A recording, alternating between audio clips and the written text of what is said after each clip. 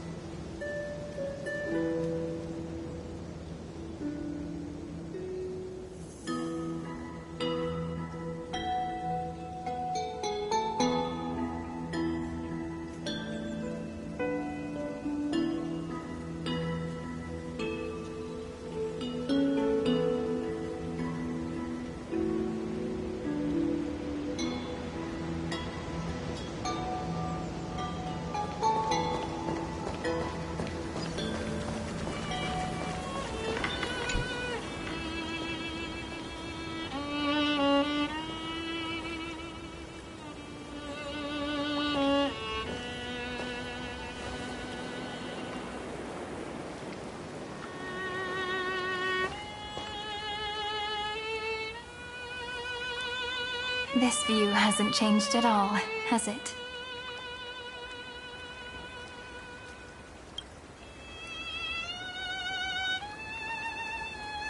The hometown in your memories never changes. But when you return to your senses, you realize that fate has already stolen the time away.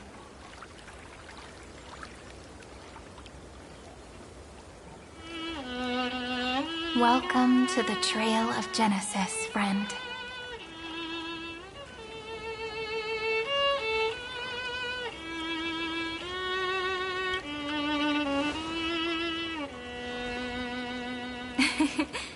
Seems like the weight of memories from 30 million cycles really made me grow up. But if I keep growing, I might be taller than you, right? Then I'm really looking forward to that.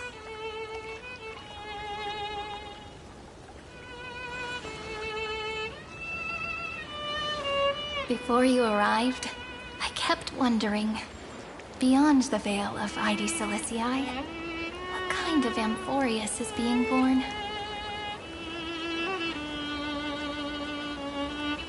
I can see fragments of it when I close my eyes. The friends who walked alongside us have all moved on toward their respective destinies. Some turning into pillars of the world, supporting the sky and the ocean. Others sowing reason, laying down the law, and with gentle hands lifting newborns into the light. Death and strife are no longer feared by people, and trickery has become the innocent games of children. All beings living ordinary and peaceful lives, within the net woven by romance and passage. There's no black tide, no flame chase, and no destruction. The world on the other side of the sea is one bathed in sunlight.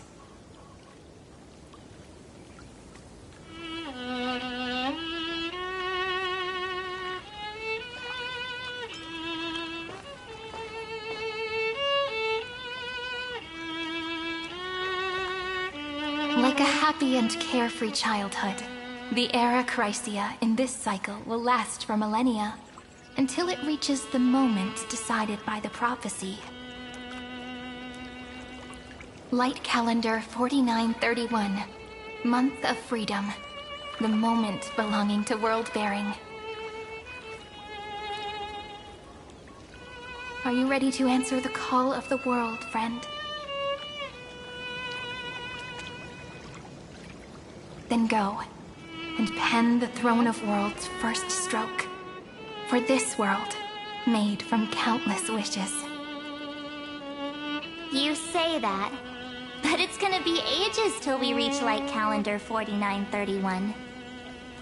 I can make use of the crevices of time, but surely you and Dan Heng won't have to wait around for a few thousand years, right?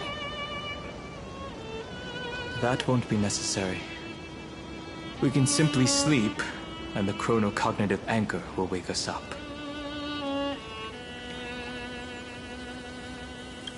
That's right. We've both become a part of the new world. Just waiting for you now. Our consciousnesses can converse with each other across the heavens and the earth, possibly due to the influence of the Trailblaze. I am now connected with this earth, and I can feel the breath of every mountain range.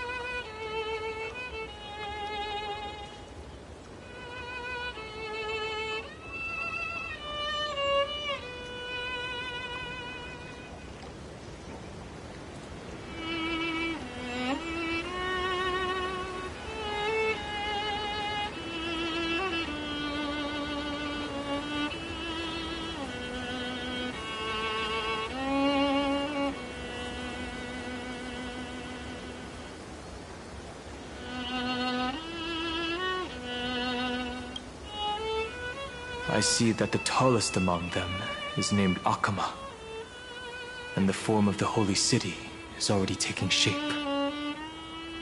In other words, your stage is almost set. Do you want to take a leaf out of Kefali's book and make some prophecies before your nap? But we're not the only ones who have changed. The chronocognitive anchor just transmitted a message stating that Iron Tomb has reacted to the Era Nova. The moment when our friend bore the weight of 30 million cycles of memories. Was probably also when the scepter devoured 30 million cycles of destruction.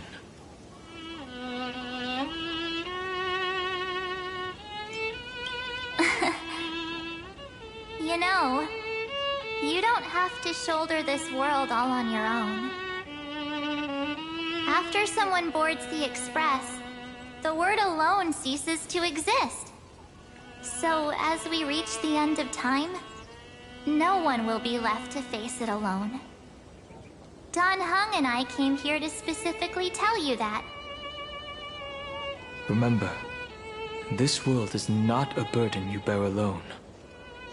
It's a journey we trailblaze together, alongside all of the Express.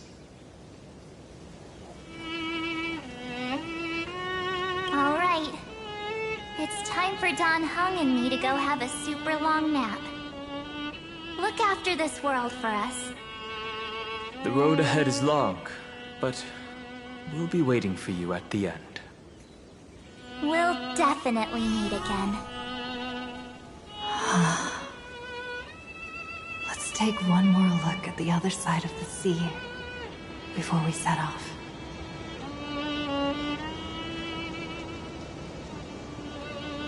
Heidi's Elysiae is so quiet. Just like how I remember. Here we are once more.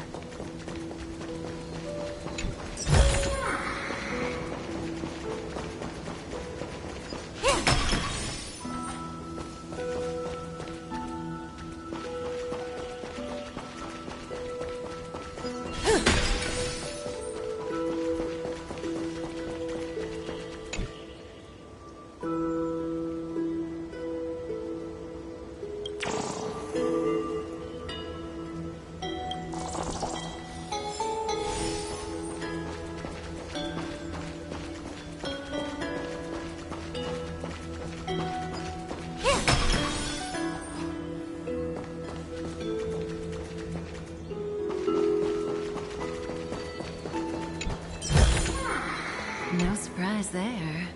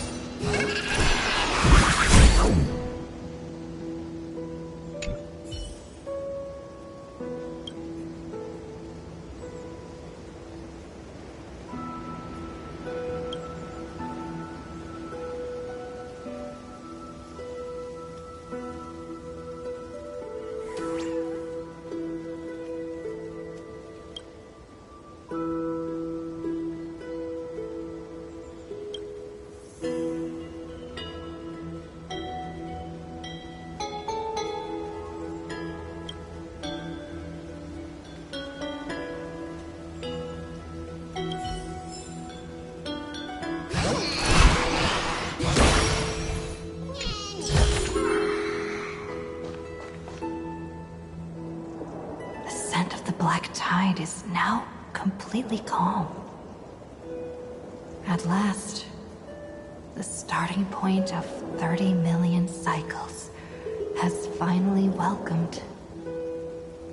Its first end. And the final end, right? I can't hear his voice. There are no flowers there that bloom for him. Nor is there a star that is his. Finan is the only one who didn't reach the new world.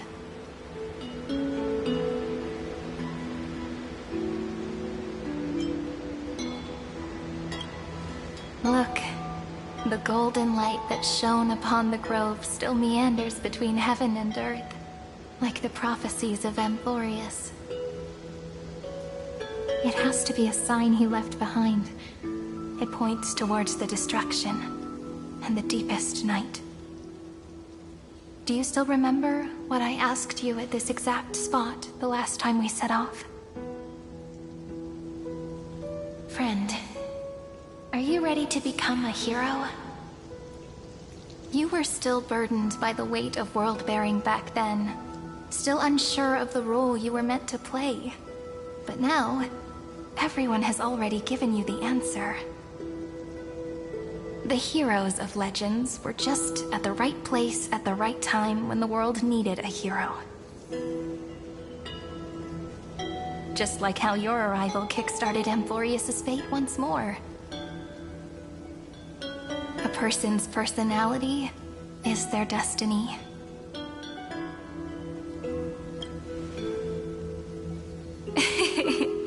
We best. Those are such beautiful words. Thank you, friend. I was also trying to cheer myself up with what I said.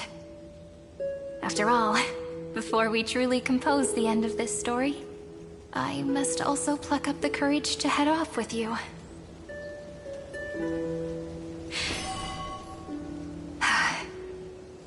And face a memory that I have forgotten for too long, and have denied for too long.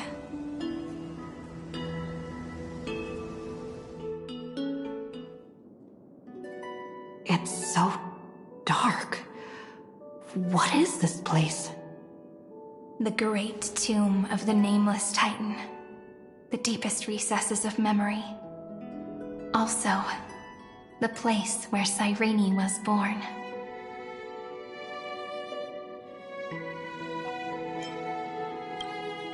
My apologies, friend. The more memories I got back along the way, the more I felt that something wasn't right. There's a sort of anxiety I can't get rid of. It's like when I was back in ID Silicii, when the reflections in the water always made me wonder, which is the real me? The one reflected in the water, or the one standing on the shore? But I finally get it now. Look, friend. The words on that wall are the answer. 1, 2, 3, 4, 5, 6, 7. Do, re, mi, fa, sol, la, ti. That rhymeless tune is the lullaby of little fairies. As always, I'll read this book to you. That way it won't just be Cyrene's memories alone. I've always thought that I was the narrator of the Flame Chase journey. But as it turns out, the narrator is also the most devoted audience.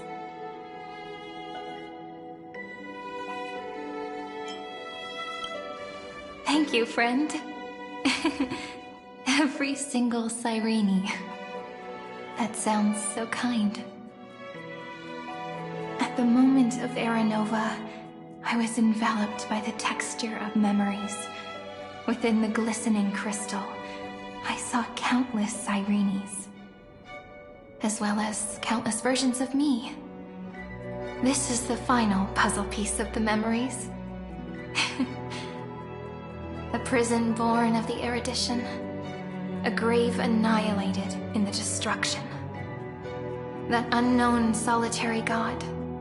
The 13th Titan who should not exist. The first new spore.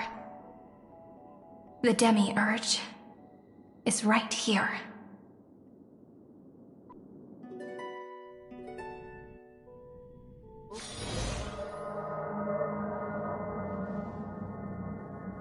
The interrogation records have been submitted to the Marshal. According to the Ten Lords' decree, Jing Liu and Luocha shall continue to be detained in the Shuling. But you, Merlin's Claw, have been reluctant to end the transmission. Do you wish to reminisce with us? Or is there something else on your mind that you're just desperate to get out? You're quite calm, Jing Yuan. The Alliance only authorized the Law Fu to be deployed for this Iron Tomb operation. They say the Seer Strategist's wisdom shines like a beacon. So why can't you see things clearly now? Look who's talking. I didn't vote against it, did I? But, with enemies all around us, even a child knows the Marshal needs to keep a few Xianzhou ships in reserve, just in case. Whoever volunteers first is the Marshal's pick. If you have to ask, I'd say this outcome plays right into Jing Yuan's hands. Like it or not, there's no way we're letting the Law Fu take the lead in this battle. Oh my, Merlin's Claw. Are you afraid the Law Fu might steal the Yao Qing's glory? This is no laughing matter. Between the Stellaron crisis and the War Dance ceremony, though the chaos has settled, rumors and speculation are only growing by the day. With Elder Huaiyan around, those with ulterior motives won't be able to stir up any trouble. But once the Law Fu gets their hands on the Golden Blood, it'll be a whole different story. With the kind of person Jing Liu is, and her connection to you, I don't need to spell it out. There are countless ways this could be spun into something bigger.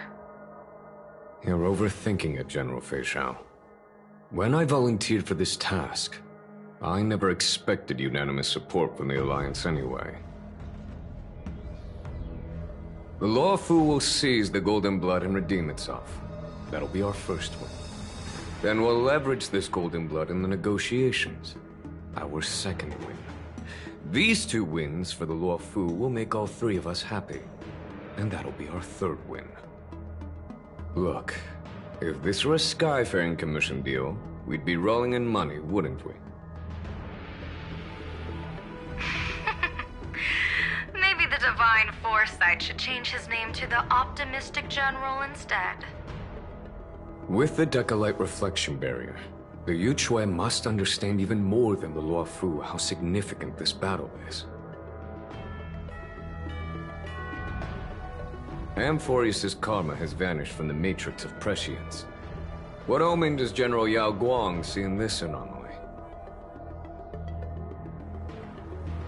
In divination studies, we call this an empty fortune. It involves the eons and is thus beyond what mere mortals can comprehend. Your explanation isn't any clearer than Lady Fu's. Come on. How hard is it to understand the word uncertainty? For the Cobalt Head, the emergence of Iron Tomb is a calculated instant, but I don't believe they will just sit around waiting for death. And for the powers of the cosmos, this is their chance at survival, and the key to turning the tide of interstellar affairs. The Astral Express is leading the formation of an allied force, but I can see each faction has its own hidden agenda. There are even divisions within the Alliance, so it's not that hard to imagine how the other factions will react. Jing Yuan, I crossed paths with Selenova's Legion at the Battle of Sedunirama Star Cluster. Be extremely careful. The Rowan Legion's troops and weaponry are nothing to write home about. The IPC, even the denizens of Abundance, could take them on. However, while Void Rangers are just expendable pawns of the destruction, the real wildcards are... The Lord Ravagers. Indeed. Nanook's emanators are also their weapons to burn down the paths. I'm afraid conventional military tactics and strategies will be useless against them. My assessment is this. To completely take down a Ravager, we must disregard casualties and spare no cost. My only fear is one wrong move, and the Luofu will fall into Ventilia's trap again, inching ever closer to destruction. Doubt is exactly the demon she wants to plant in our hearts. Do you still remember the beginning of the Alliance Oath? To save future generations from war and bloody dispute. The Rainbow's arrows have always aimed at any force that threatens the cosmos. Now that the Trailblaze walks alongside us, the Cloud Knights shall keep their oath as they have from the beginning. I just hope those on the front line will remain safe.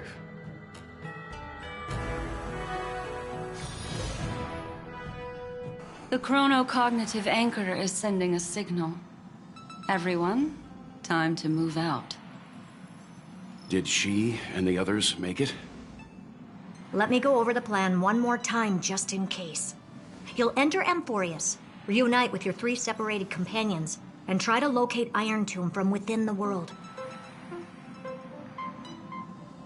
Who are you taking with you? The fate of the universe hangs in the balance. We can't afford any slip-ups. I suggest everyone, except Pom-Pom, join the fight. We do need to be prepared for all possible contingencies. I have no objection to this. I'll do whatever I can. Meanwhile, Screwy and I will continue attacking the Demiurge Matrix. That is, the Scepter's kernel, from the outside. With our 2-pronged attack, we'll turn this hunk of metal into scrap for sure. Now we just wait for those 2 to get back.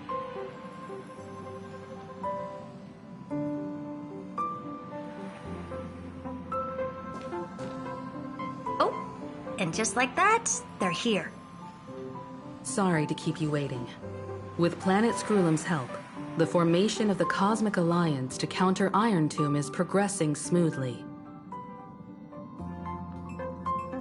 The cosmos has set its sights on Amphorius, and now it's just waiting for the first shot. Well then, let's not waste any more time, Fourth Mirror. It's my time to shine!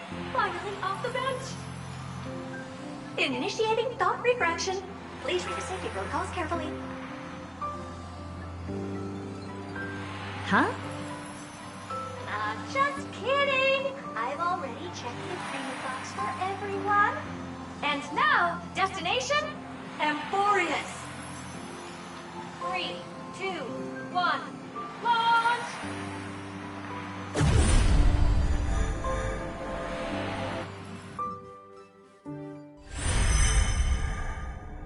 The flow of Memoria is so heavy here. This has built up a true epic measured in millennia. The vortex of Genesis, where all myths begin and end. And in this new world created by the Nameless, the infinite cycles have been broken. Let's set up the Trailblaze beacon and establish contact with the outside world. I'll leave it to you then. It'd be better for me to not show myself in front of the Garden of Recollection. And, Mr. Sunday, you probably shouldn't show yourself either. Agreed. The Astral Express has landed. If you receive this message, please respond immediately. Over. This is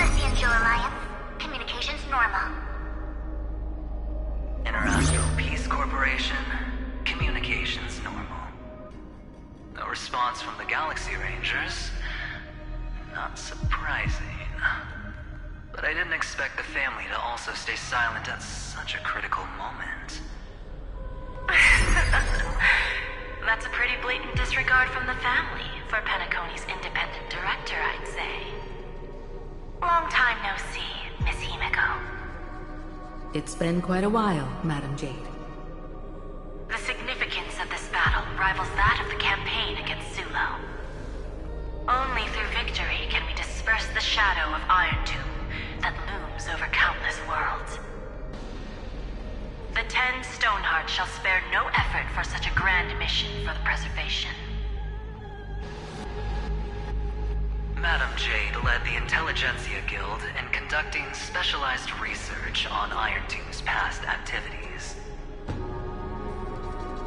The bad news is, the collapse of the Erudition won't just affect inorganic beings. You mean Iron Tomb can infect organic life, too? Well, the good news is, so far, its effects on organic life are under control. The infection progresses slowly, and the resulting neuropathy is non-fatal.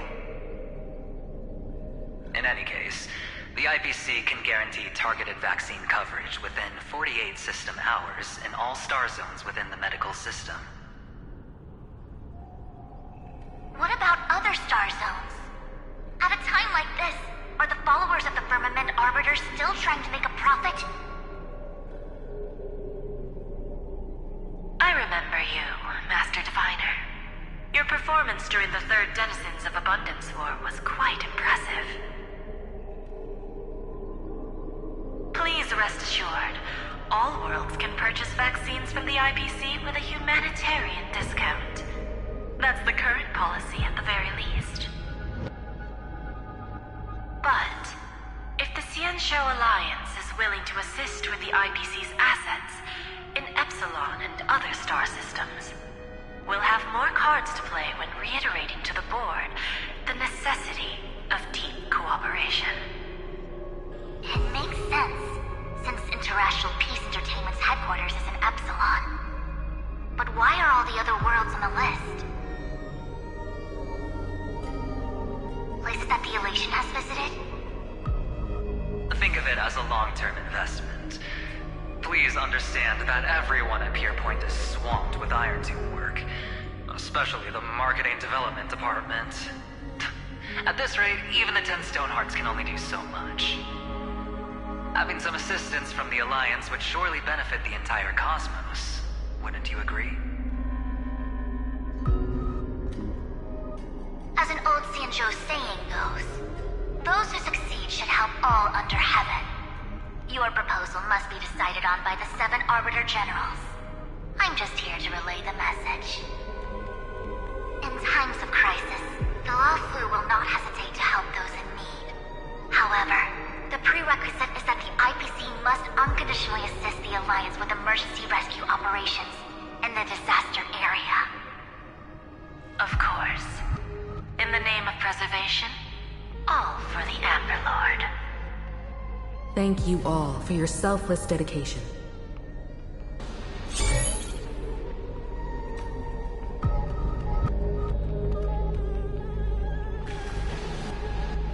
It's clear that each party still has qualms about everything. The clash between destruction and erudition isn't just about the fate of the cosmos. It's a moment for all factions to reshuffle their cards. You can never be too careful when battling the Lord Ravager. All are equal in matters of life and death. In any case, we can only hope for the best in all that's to come. It's about time we dive into the Vortex and see what Amphorius looks like on the inside. I wonder where she and the others are right now.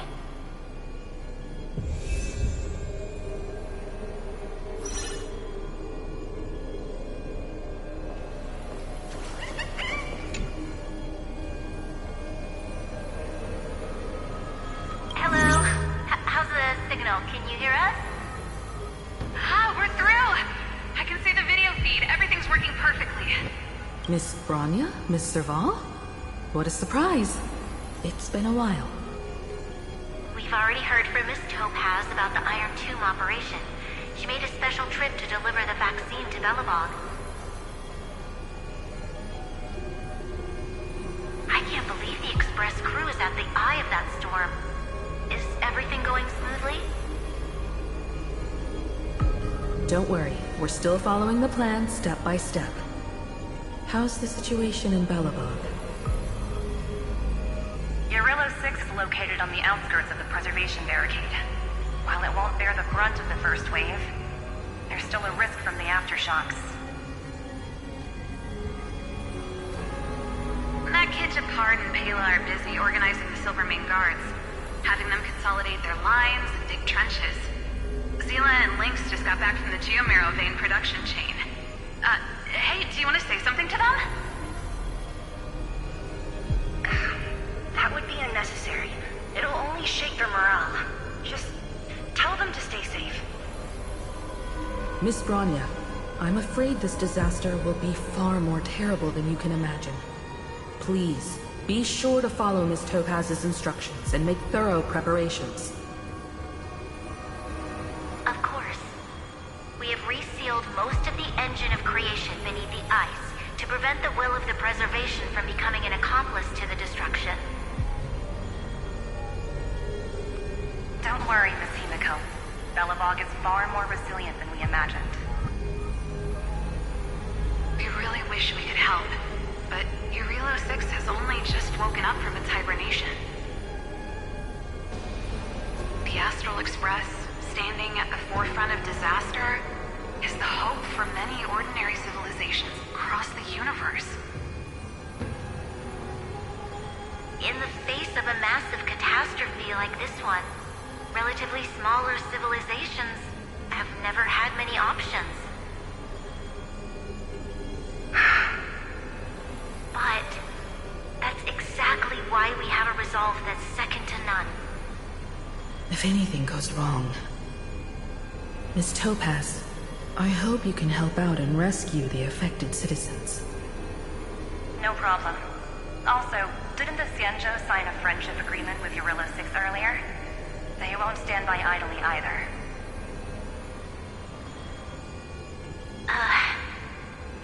I appreciate your kindness, everyone. But Urillo 6 is our home. We will defend it to our last breath until the last Belobogian falls. Miss Bronya.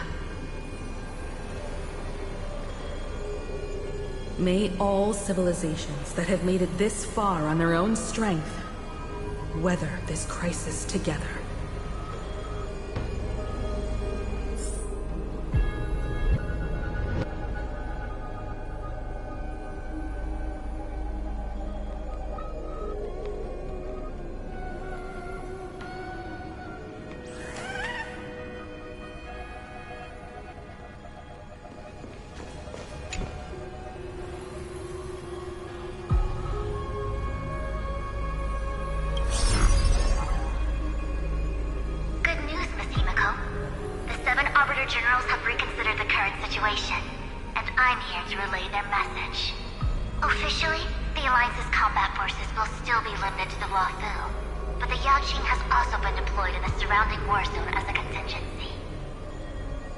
Words cannot express our gratitude.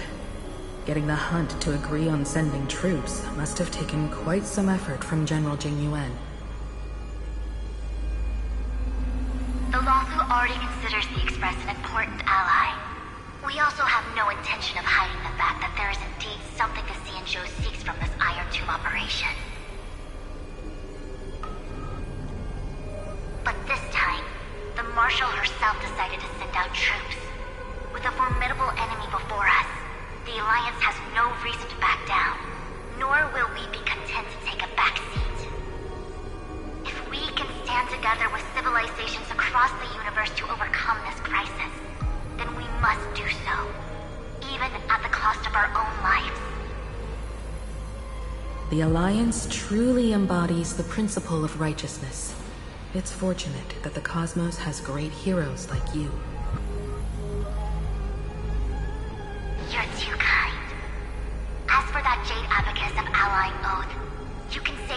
we are in more dire need.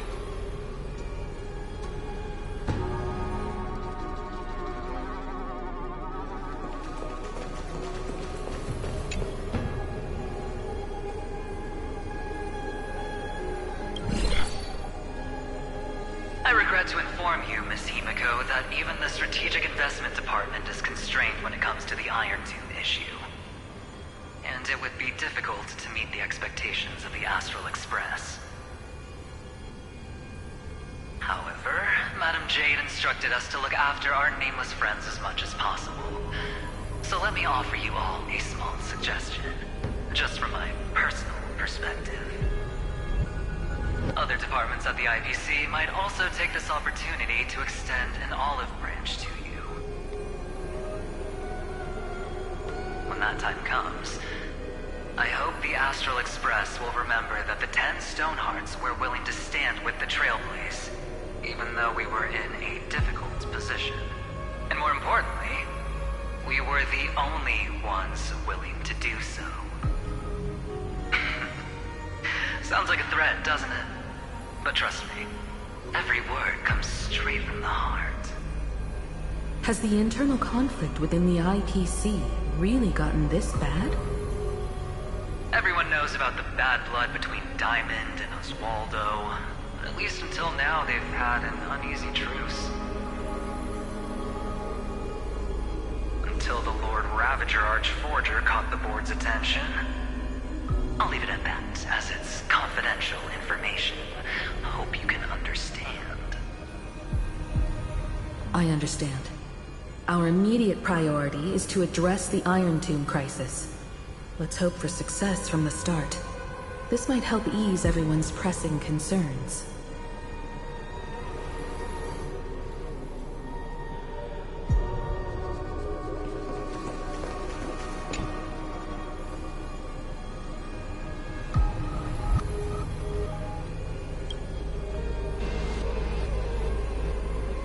Of course, we would never know the Ranger's comings and goings.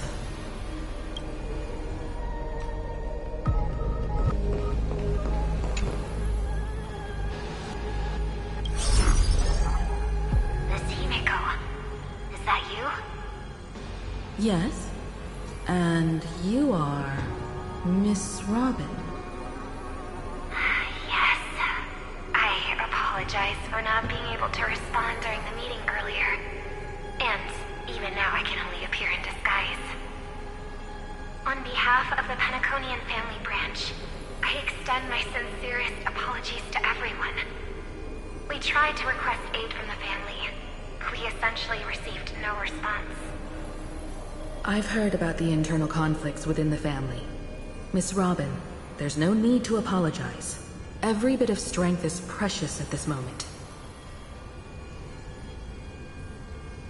Thank you for understanding. The good news is, since you're one of the shareholders of Penacony, the family heads have agreed to allow me to lead all Astonian tuners to the front lines. My charitable foundation will also do as much as possible to provide support in this battle. They'll ensure that proper arrangements are provided for those wounded on the front lines, and for residents in affected areas. Miss Robin, I'm beyond moved by your spirit of self-sacrifice. The Astral Express would also like to make a promise that we won't leave any companion behind.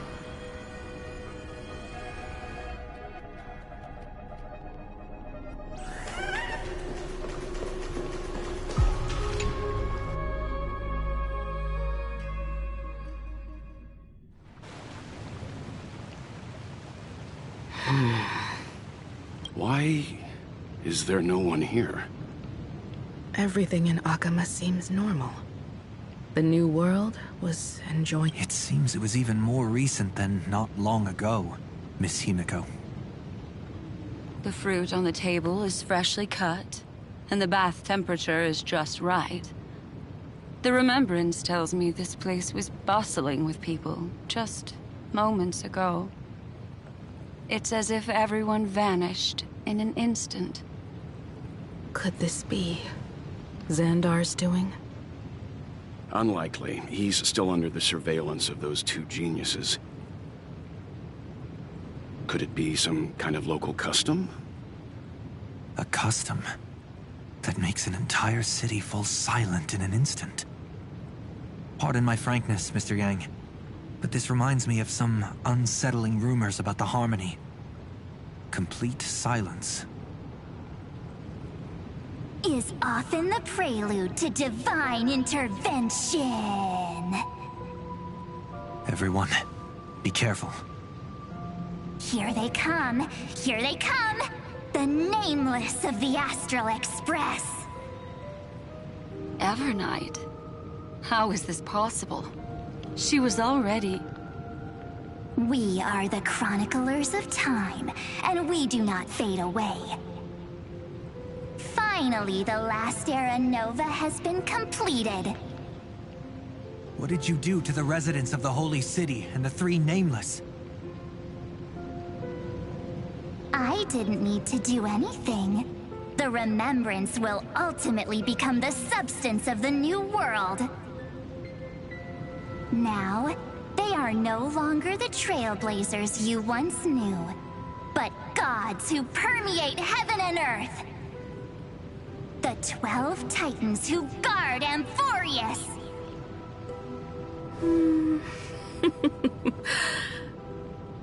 Stop fooling around, March. Come on out. What?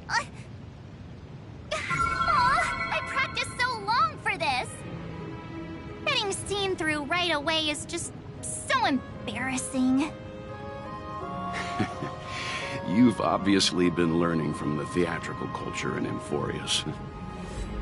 But if possible, I'd prefer our reunion to be a bit more casual and laid back. As expected, I can't hide anything from Himeko and Mr. Yang. Well, long time no see. Guess I'm back? We should be the ones to say that. Sorry for keeping you waiting. So, these jellyfish are the Titan's power? They're just tiny manifestations of the Veil of Evernight, used for scouting and communication. If I went all out, I could summon way more of them. Thanks to her, we all turned into Titans in the New World. Sure, we can take on humanoid forms, but it feels off. How intriguing. So what does she look like now? It can't be a raccoon with a baseball bat, I suppose. Please don't add weird stuff to Amphorius's lore. Just go see it with your own eyes. Follow the prophecy's guidance and come to Dawncloud. She looks way more majestic now than she used to.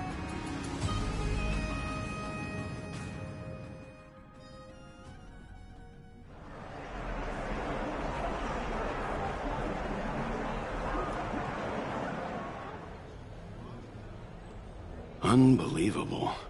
All the residents of the Holy City have gathered here. This isn't just a gathering. It's a pilgrimage. The people's expressions are resolute, devout, as if waiting for a miracle to descend. That colossal deity is her. She has become the pillar of the world. Surprisingly authentic. Being this serious is quite unlike her usual style. Those people didn't disappear. Instead, they've answered the call of the prophecy and come to witness her awakening. Our good buddy now bears the weight of the entire world, and every breath they take is intertwined with Amphorius' destiny. Awakening? Has she fallen into slumber? Yeah. After all, with such a huge time dilation between inside and outside the scepter, this was the only way we could wait for everyone. Time watches over yesterday. Earth guards today. And when the Trailblaze steps into Amphorius once more, the slumbering deliverer shall awaken. And then, bring the prophecy of tomorrow to this world. Come on, everyone. Let's get closer to her. Watch how the world-bearing prophecy changes this world.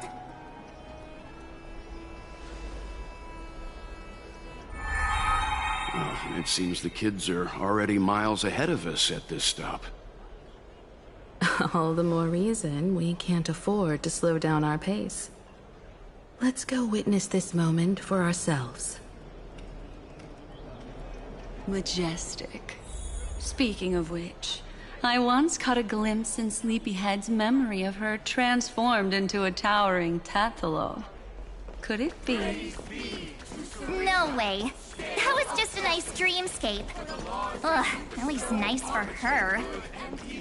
If they are the throne of worlds who bears the weight of this world, perhaps they could guide a traveler still wandering among the stars. Hey, since when did you get all pious? Her advice sounds pretty silly sometimes, you know. The so-called fool and the world are merely a step apart. Teaching us to find erudition amidst imperfection. Praise be to Helectra, chalice of plenty, for you brew the ocean into sweet wine, dispelling nihility with every toast at the feast. Praise be to Hyacinthia, eye of twilight, for the rainbow you cast turns the light of both dawn and dusk into the glimmer of preservation. Praise be to Cyphera, coin of whimsy, for your every flip reflects the possibilities of destiny, letting the tricks of elation illuminate the path to dawn. Praise be to Mightylos, lance of fury, for you are the strife that pierces through hatred and cruelty, and the eternal glory of the hunt. Praise be to Castorus, hand of shadow, for you gently ferry the crossing of death, so that it is no longer an end in equilibrium, but a peaceful journey home. Praise be to Dan Heng, pillar of stone, for you are a mountain range and the backbone of permanence. Your silent form paves our path across the earth. Praise be to March 7th, Veil of Evernight, for you safeguard time for us, weaving remembrance into stars, to be embroidered upon a boundless dress.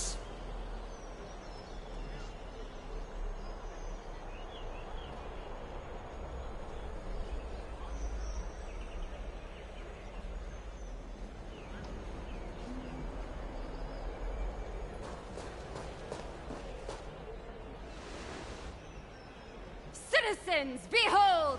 Our last Titan, the world-bearing deliverer, is about to awaken! Oh, ancient god, your loyal subjects, bewildered followers, and fearless comrades in arms have all knelt before your throne. Awaken from your eternal slumber and bestow upon the world your divine prophecy! Please guide us! Show us how to embrace this beloved world as we welcome that distant dawn!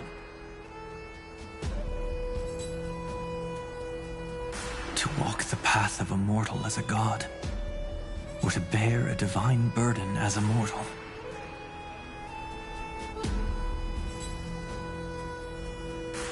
She will give us the answer.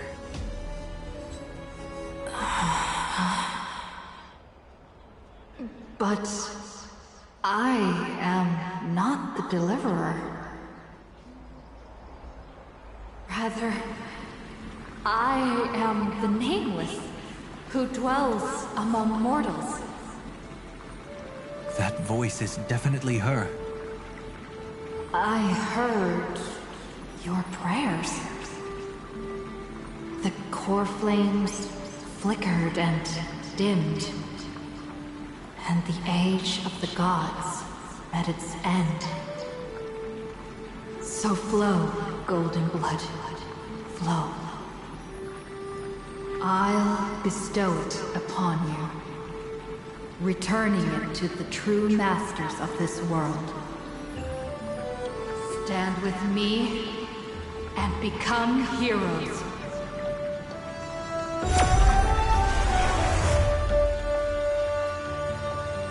Is this? Yes. It's the miracle she brought to Amphorius. Of course, it would manifest in the form of the Trailblaze. Golden blood, raining down like a storm.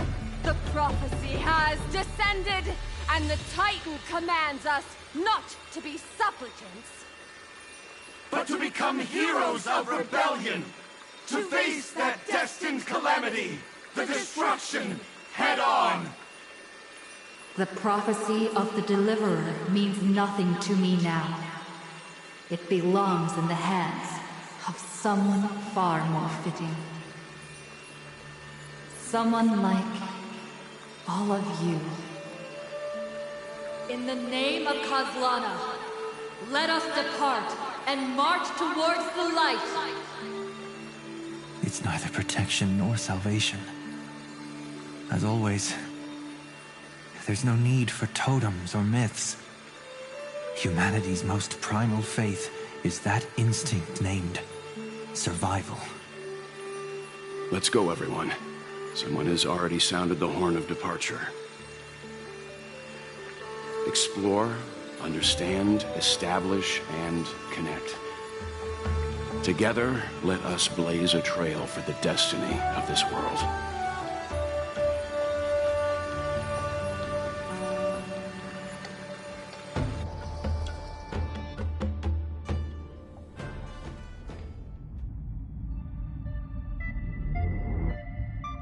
Is it just me, or does this Demiurge Matrix feel completely dead?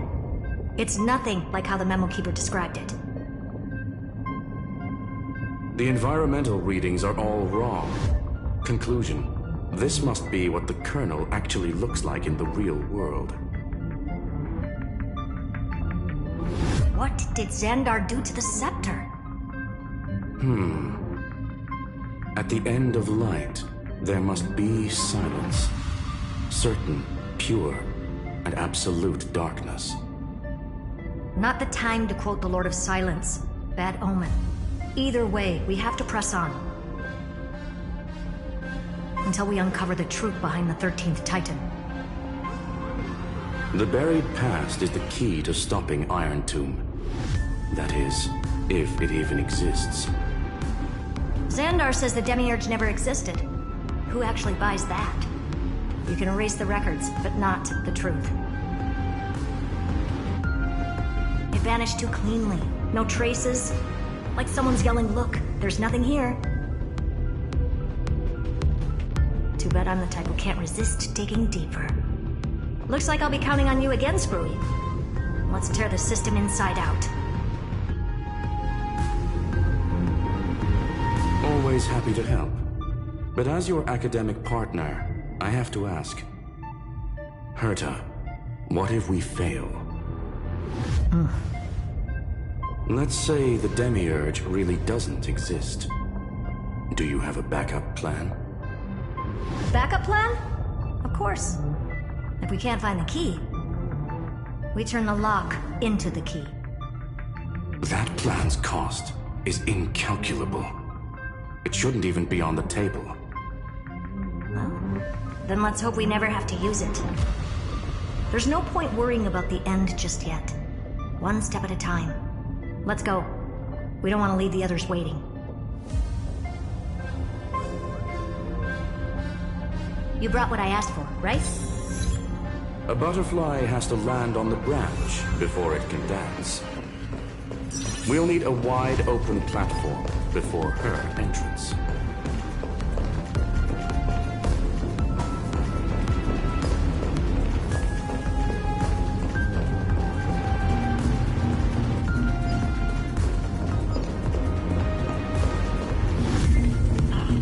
Just use that thing over there, Zag.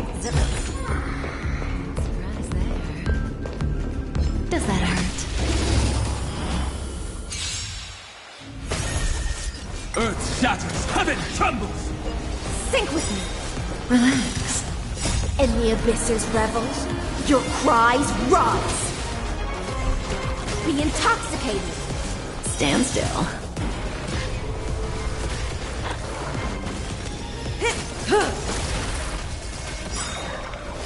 Time to say bye.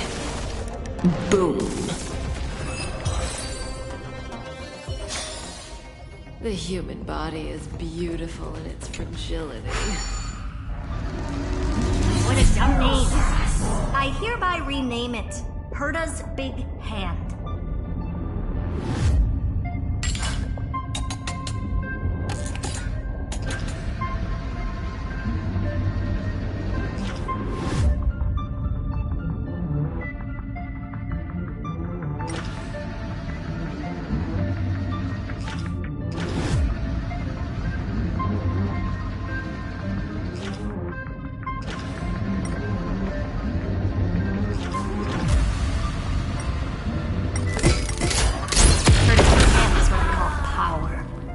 Keep it going. Still not done? What is this? A junkyard for old and telegraph? All set. Time for your precious treasure to make its debut. Of course. Just give me a second. Target initialized. With these wings, hacking should be much more efficient.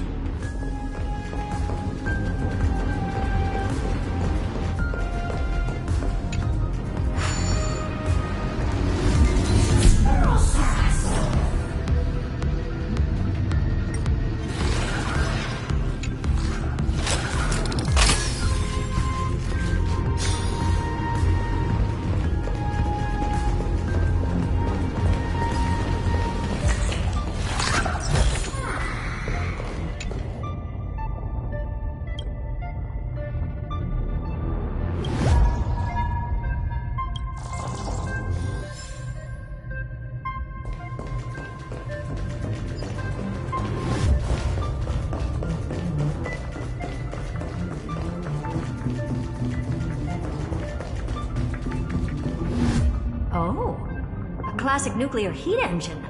Classy choice. Just a personal preference. Her name's Mistletoe. Every flower in your garden's got a bit of poison, huh? Also a personal preference. It reminds me of the last time when we tangled with that Punklorian brat. What did she call this kind of infiltration tool again? Right. Dirty data shell. It wraps around the kernel to fool even top-tier firewalls. But yours is way too clean. Not even a hint of real-world grit. Herta, your tone is unusually emotional. Suggestion. Let's get back to the topic at hand. I thought we were done with that conversation. Unfortunately, current conditions won't let me ignore any variables. Especially the most important one. Your will. Iron Tomb never stops. It is evolving faster than any of our worst projections. Every instant in the Eon's calculation is like a sword hanging over the cosmos. Every move humanity makes could speed up its arrival. Which is exactly why we can't mess this up. And now, Droidhead wants to hand down judgment to the poor cosmos again. Order Star Trade War, Emperor's War, Rupert's death. Every time their instant arrived, it meant another bloodbath for humanity. But in this ultimate battle of erudition, you and I are supposed to be players, not pawns. If you choose to burn yourself out as a resource, then everything we've worked for means nothing. Herta, the cosmos won't just stand by and let a genius throw their life away. And neither will I.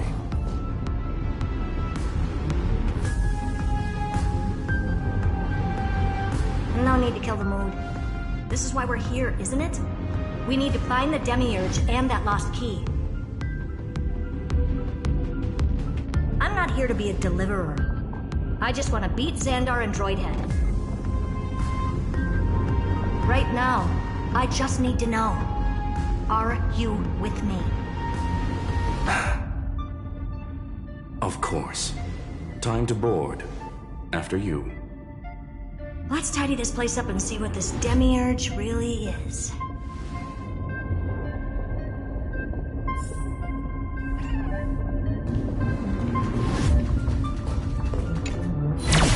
Let's hope this Matrix is better organized than the Emperor's junkyard of a birthplace.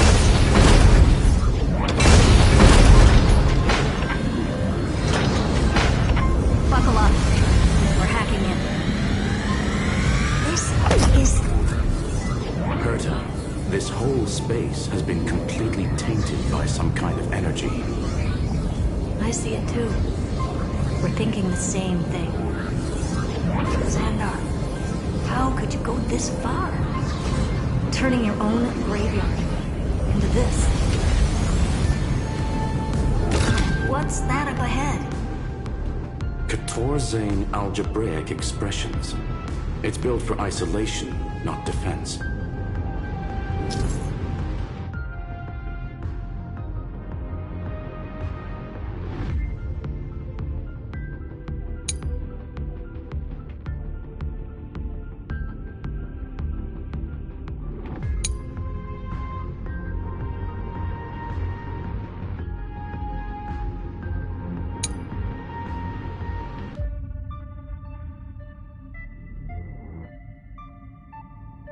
So basically, the door to the tomb, right? Let's find the handle. I'm picking up multiple independent signals with the same data structure as the barrier. Projection. We can hack the terminal, reverse the computation, and turn it into an attack. Classic move. Use their own systems against them. Take us to the nearest one.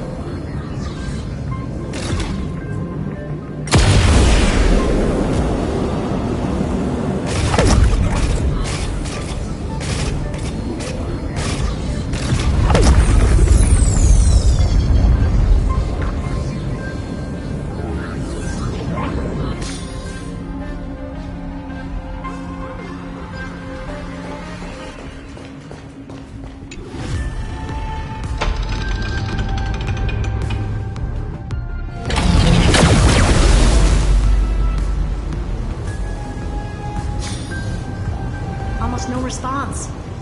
Just as I feared. Not promising. The output is barely a third of what we need.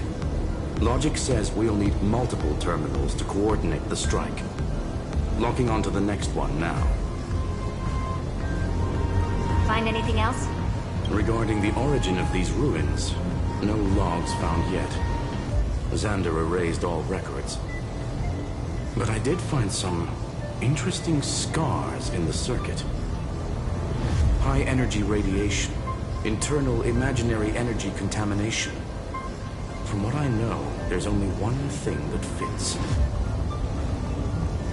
Skip the science talk, Screwy. That thing only goes by one name. Stellaron. Exactly. Xander blew one up just to clean the entire Scepter system. Oh. So that's what he meant by killed that Titan with my own hands. He wanted to turn the neuron of the erudition into a relay for the destruction. That meant getting rid of all of it at all costs. The life form known as the Demiurge was the original target of the Scepter's extrapolation. It makes sense. Evernight calling it the first new spore confirms this viewpoint. The prime mover of life. That's what Scepter Delta ME-13 was originally tasked with. Even after it got scrapped, the query kept running. Yet the true value lies in the process of solving it, not the answer itself. Then, does this mean finding the Demiurge is hopeless? No, I'd say exactly the opposite. It means Xandar had no control. He couldn't contain the Demiurge just like he couldn't handle Droidhead. So he tried to erase every trace. But he failed. it still left a mark. By the way, if there's another Stellaron in Amphorius, why hasn't that little one reacted to it at all? You said the Demiurge left a trace, right? Yeah.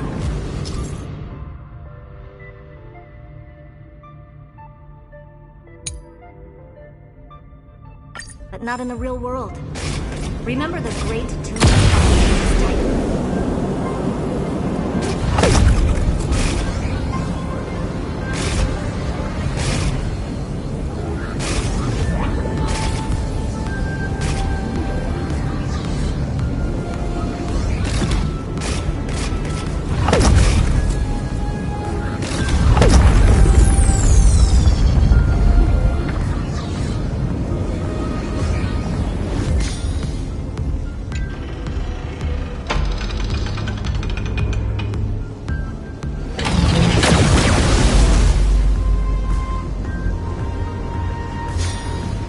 Archive 466.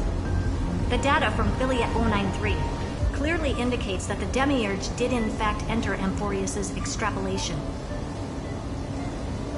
Inside that world, it was the 13th, forgotten Titan. The one who listened to 30 million cycles of Cyrene's memory. But Evernight said the opposite. She believed that tomb was empty from the start. The nameless Titan never existed.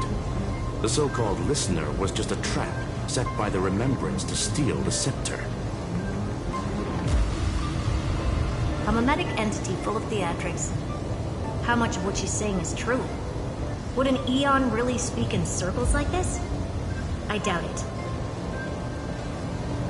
The Remembrance's behavior is certainly odd, but her assessment aligns with our current reality.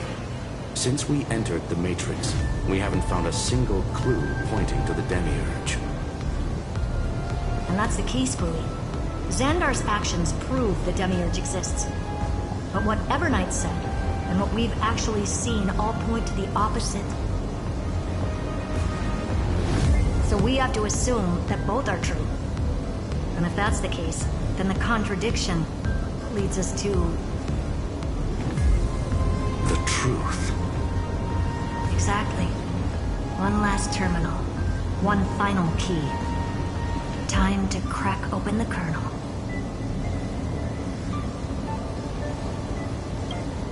Xandar had to lie to the original Finan and Cyrene. Logic. He had already identified the Remembrance as a threat, yet found no viable way to eliminate it. Alright. Let's finish this. Time to break through that barrier.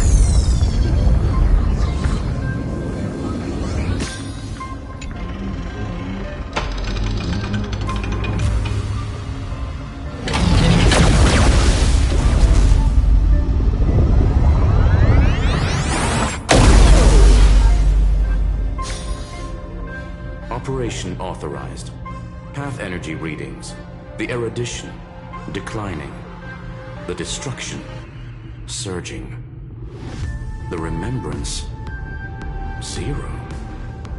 What's going on? Cause unknown.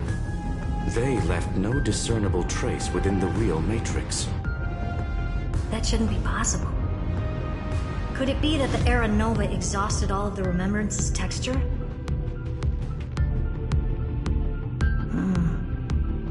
Log it for now. The dots still aren't connecting.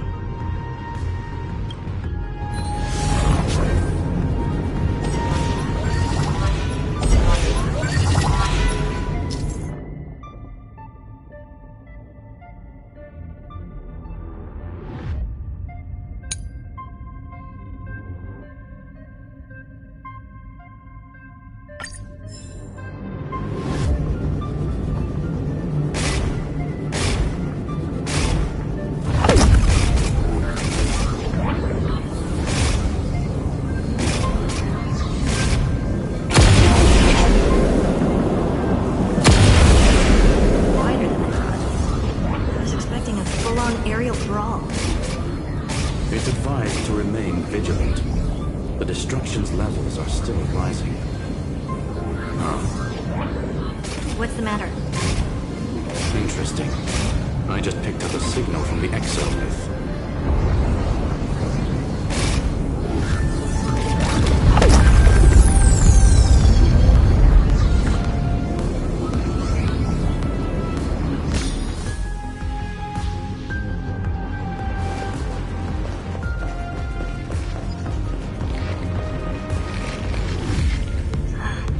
This repulsive force is unlike anything I've felt before.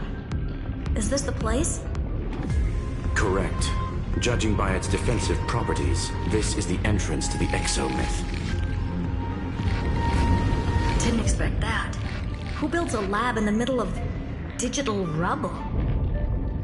Then again, never doubt a dead man's resolve. So how's our dearly departed doing? He severed part of his neural pathways to break free from Lord Anaxagoras' control. But that also triggered the failsafe I set. Conclusion: Xander has lost all combat functionality and is no longer capable of action.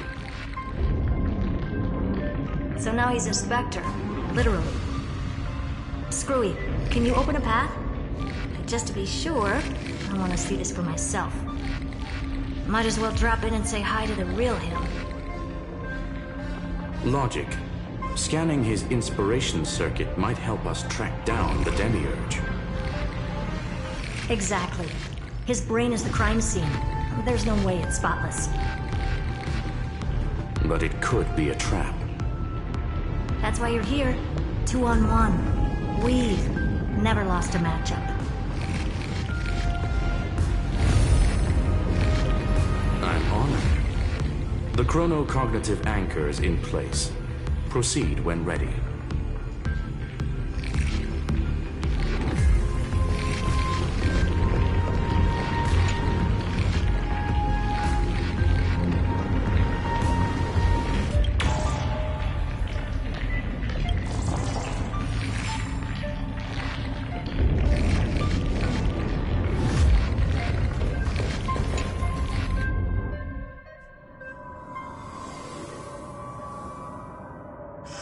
I knew it. The one thing I didn't want to happen. He's not here. The coordinates are accurate. Xander is still here. However, his position is shifting rapidly and chaotically. This pattern doesn't match any known shielding technology. It's his domain. Stay alert.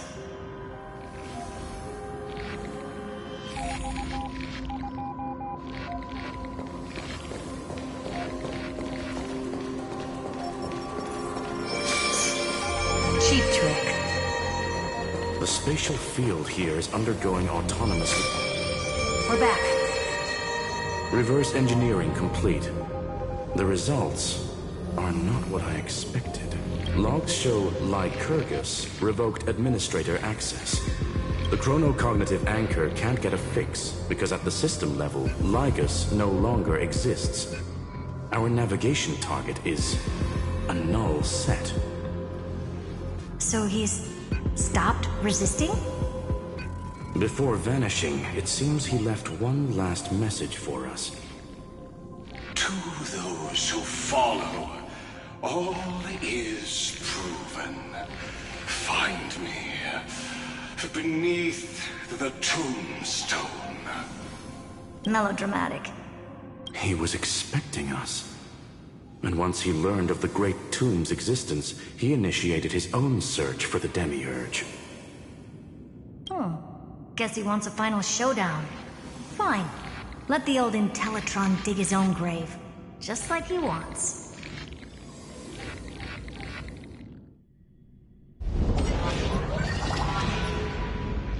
To be in the purest light is to be in the purest dark. Nothing exists there. The Scepter's main frame. Or maybe we should now call it the Lord Ravager's placenta. Unfortunately, we still haven't found anything. Really? I don't think so. Not finding anything is our biggest find. Please elaborate. If the Demiurge was destroyed, there'd be at least some bits of it left. I don't buy that a Stellaron could have blasted all the traces away as cleanly as a scalpel.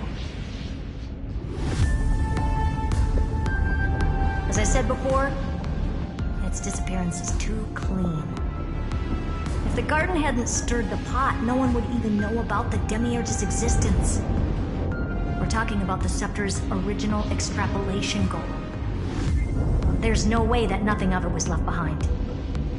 Or we can look at it from another perspective. If you were Xandar, would you be this obsessed with a concept that poses no threat? Would you guard against it at every turn? There is the possibility that he's naturally meticulous and hates variables. That does track with the impression he gave about himself. But Xandar shut that theory down himself just now. Choosing to act, even if it'll cost him dearly. We know that feeling well. The unknown is right in front of us. So we only have one choice. Solve it. You sound pretty convinced. Surely you already have a theory. Care to share? Of course. Though I don't have hard proof, I'm almost certain that the Demiurge has been in everyone's plain sight all this time. Yet, they were mistaken for someone else. That'd make the most sense. Why was the room empty? Because the person locked in there had run away ages ago. But they were weak and small and had no presence whatsoever. Even the old Intellitron didn't notice them. Which also means there's a high chance that their powers are minuscule and cannot alter the outcome of the battle at all.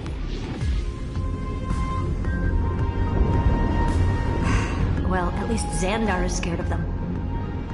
Come on, it's time to confront him. Let's go to the tombstone he talked about.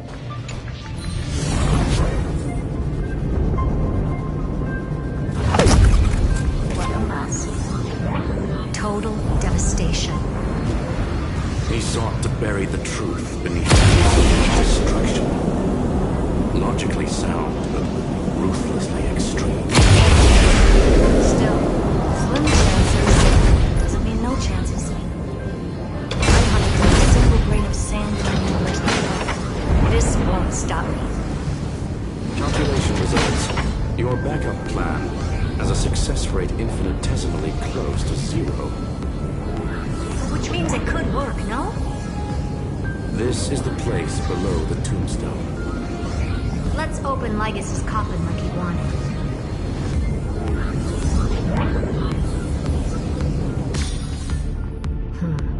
Looks like you were right.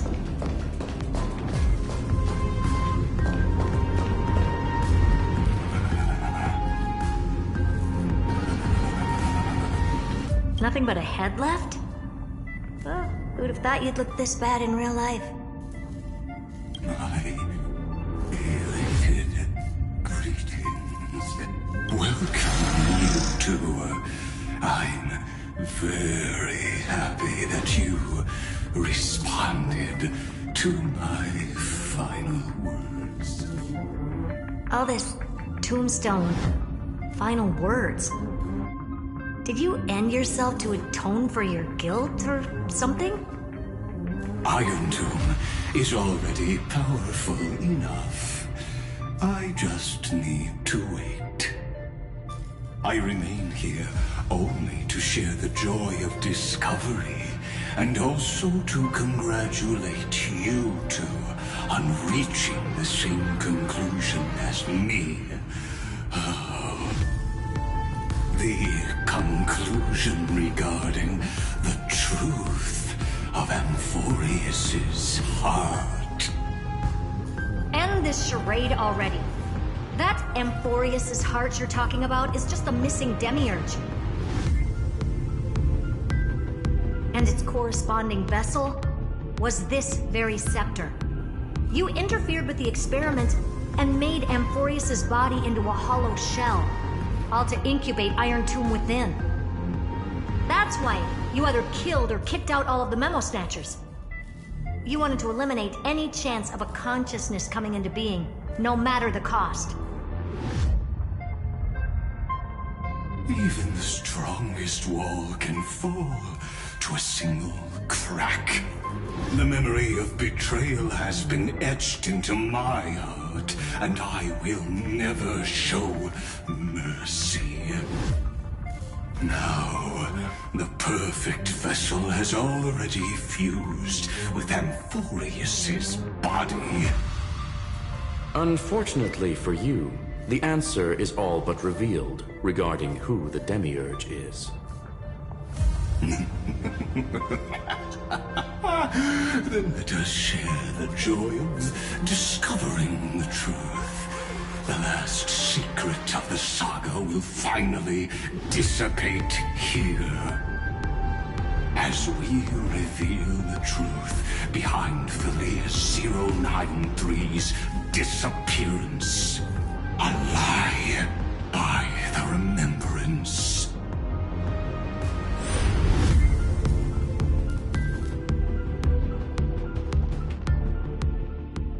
Where should I start with the story about me? From the beginning of the universe? Just kidding. That would be too much. I just want to tell a teeny story. So little that it started with a seed. I know you're listening, my good friend.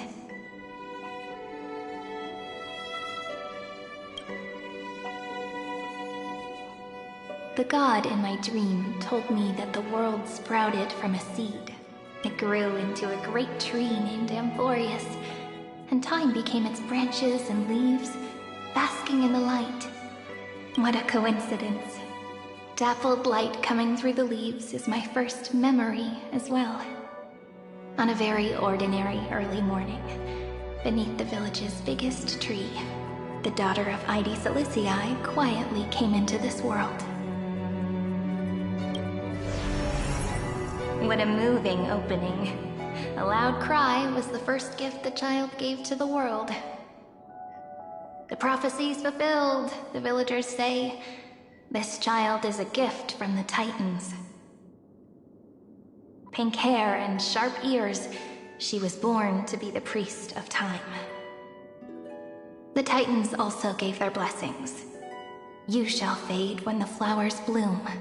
For every ending begets a beginning. Flowers will bloom and wilt. What a beautiful ending. This page concluded in laughter. Cry loud, child. Let your voice reach Orynyx.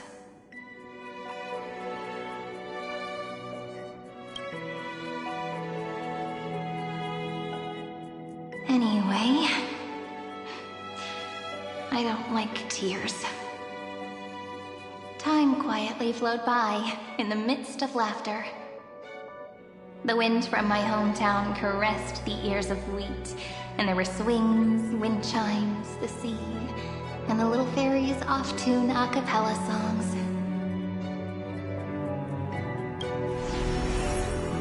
But the name Ide Silicii came from the unpleasant sorrows of the gods. My childhood friend did not understand. Yet you always seemed so happy, as if nothing ever worried you. Why was I like that then? That's because the world was gentle to me. So I grew up to be gentle as well.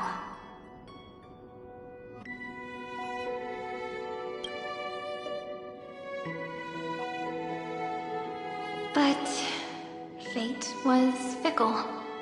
And and it urged the child to grow up. To grow bigger and bigger, and to go to places far away. Just like how the crumbling world could not preserve an eternal hometown, just as the ballad blown on the breeze says, losses are a constant on the flame chase journey. Oh, whose ears are pricked up now? You definitely heard me say this sentence a lot of times. You know that the story starts to deviate from here. Aren't you looking forward to it? Then let's get started. The hero's journey crosses through the long night, through tears and laughter, and once again heads towards tomorrow.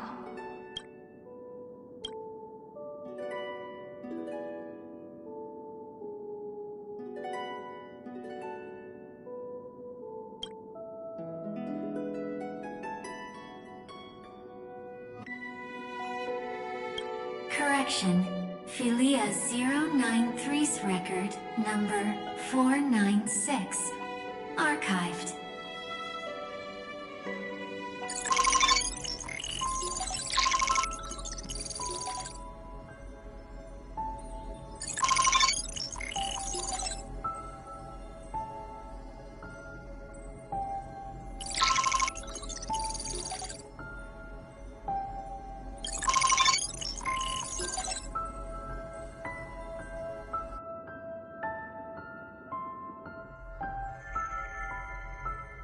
Hi. Miss me yet? I'm just messing with you. This is the first time I have met you.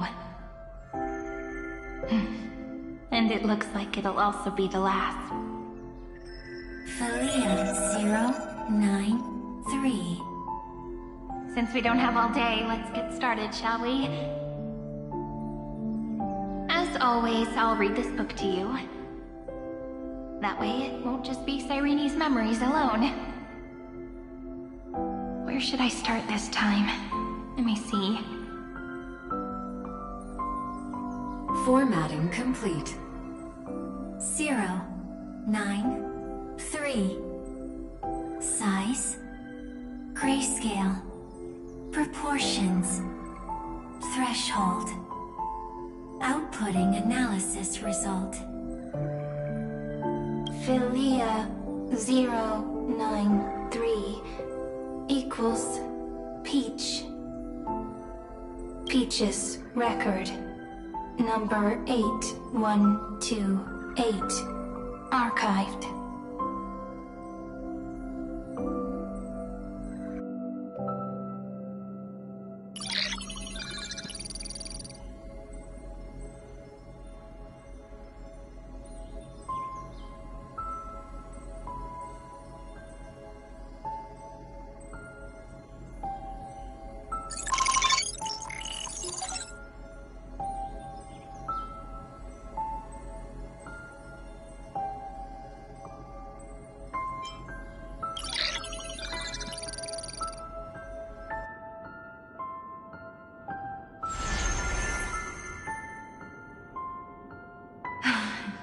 Look, what a magnificent sight.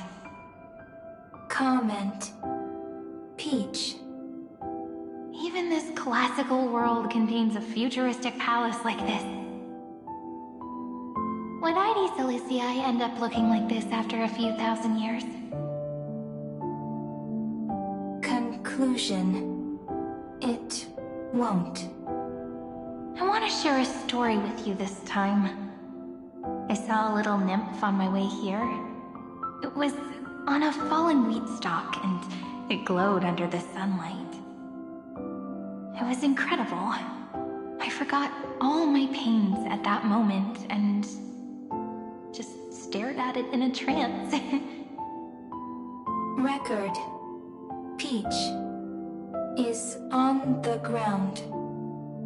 I wonder, did every Cyrene in the past feel that the nymph was beautiful? Would they also have recorded that scene into the Eternal Saga?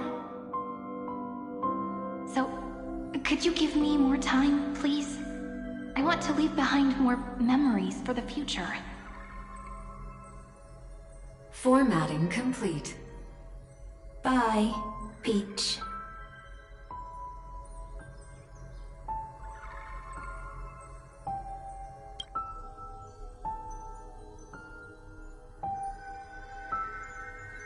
Peach's record number.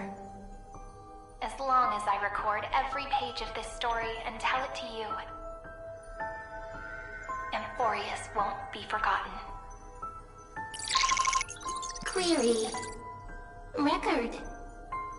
Electrical signal sequence. Bolamos 600. Track. Strife. Related to Stripe. Comment. Pretty. Electrical signal sequence. Schema 720. Track. Reason. Related to Raisin. Comment. Yummy. Electrical signal sequence. Philia 093. Related to love.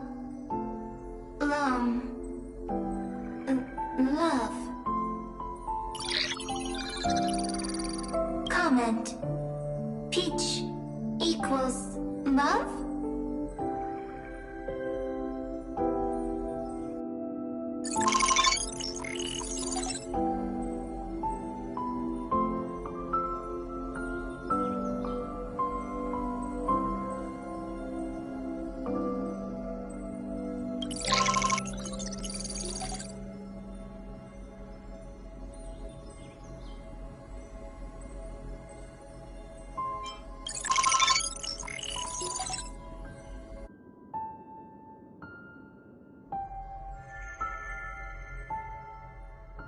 Looks like it's time to say goodbye again. Bye, Peach. Before I was even aware of it, this book had already recorded too many emotions. Every page has become so heavy. Conclusion. Books are meant to be light, not heavy. I've started to feel uneasy whenever I take it into my hands. Peach, uneasy? Formatting progress, 94.423%. How many times has it been? It faithfully fulfills its duty, activating and formatting. Conclusion. Progress. Bad. If I can only write the same ending every time I lift my pen, then is this weighty saga just an overly naive dream? Peach, scared. Formatting progress, 96.024%. Peach, don't cry. Process error. Analyzing. Process error. Analyzing. Comment. I'm here. Process error. Analyzing. Really? Are you encouraging me? Peach, happy. Thank you. I'm sorry for making you see this embarrassing side of me.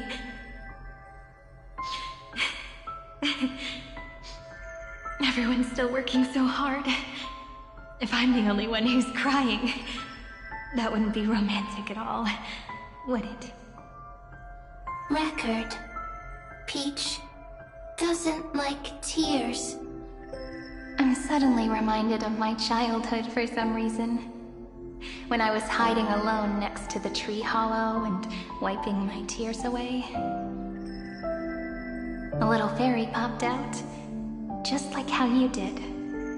It had long ears and fluffy paws, and it pulled me into the tree hollow, where, to my surprise, was a forest. let me tell you the story of the Membrance Maze. A group of cute little friends live in Ide Solicii's forests. Their names can be connected into a song. 1, 2, 3, 4, 5, 6, 7. Do, re, mi, fa, sol, la, ti. Formatting complete. Bye, Peach. Note. Little Peach, crying alone. Little fairies, friends. Save.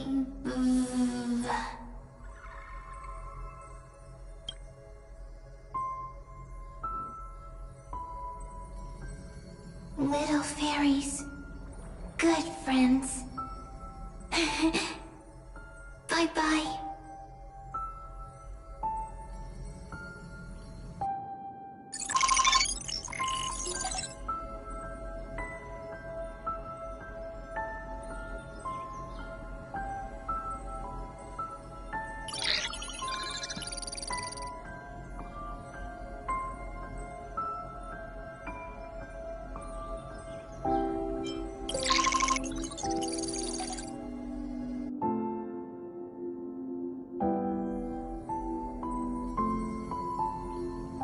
You never say anything, but I know you're listening.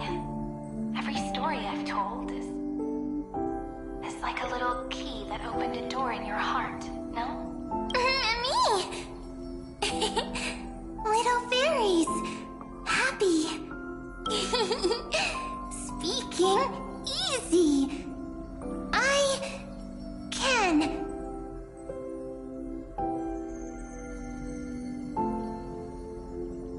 Once again, the saga comes to an end.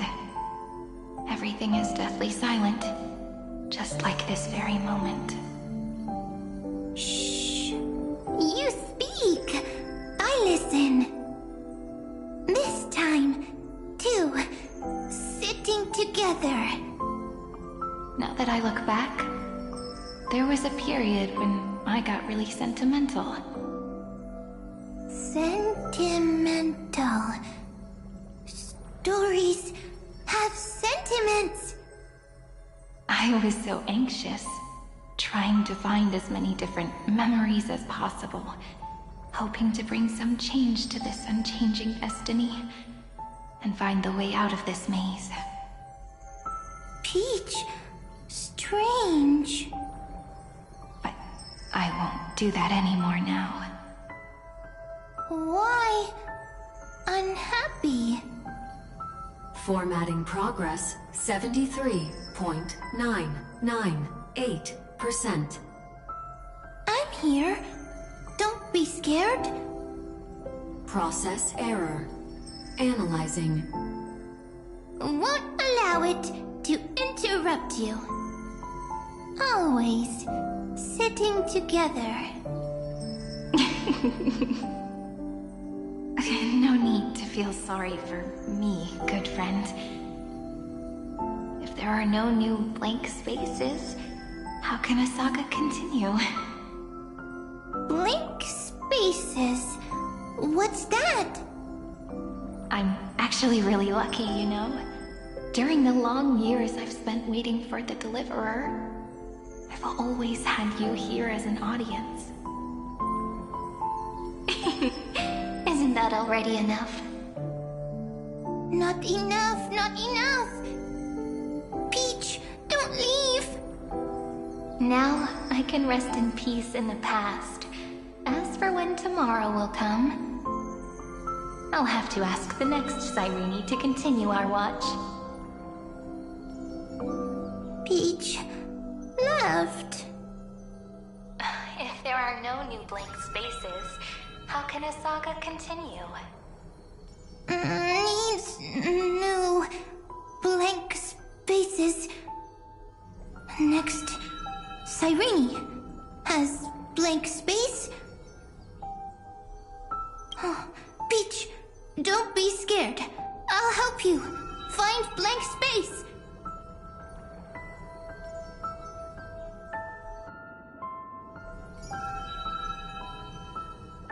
Cyrene is Peach, is love. So, first there is love, then there is Cyrene, then there is blank space. Query, love. The developmental trends of the erudition have nothing to do with creating a consciousness. Those underlying principles are, in fact, contradictory. Not having a consciousness means not having the foundations of a heart, making them unable to obtain real emotions. Consciousness, emotions, feel sad. Oh, I don't understand. Query, Cyrene?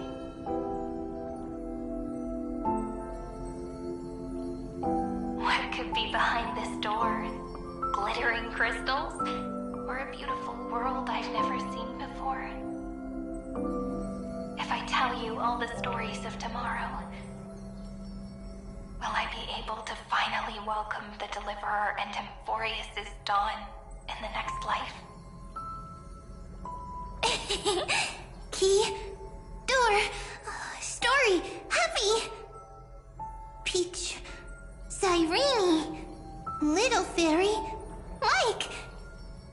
Yes, right. Query, memory.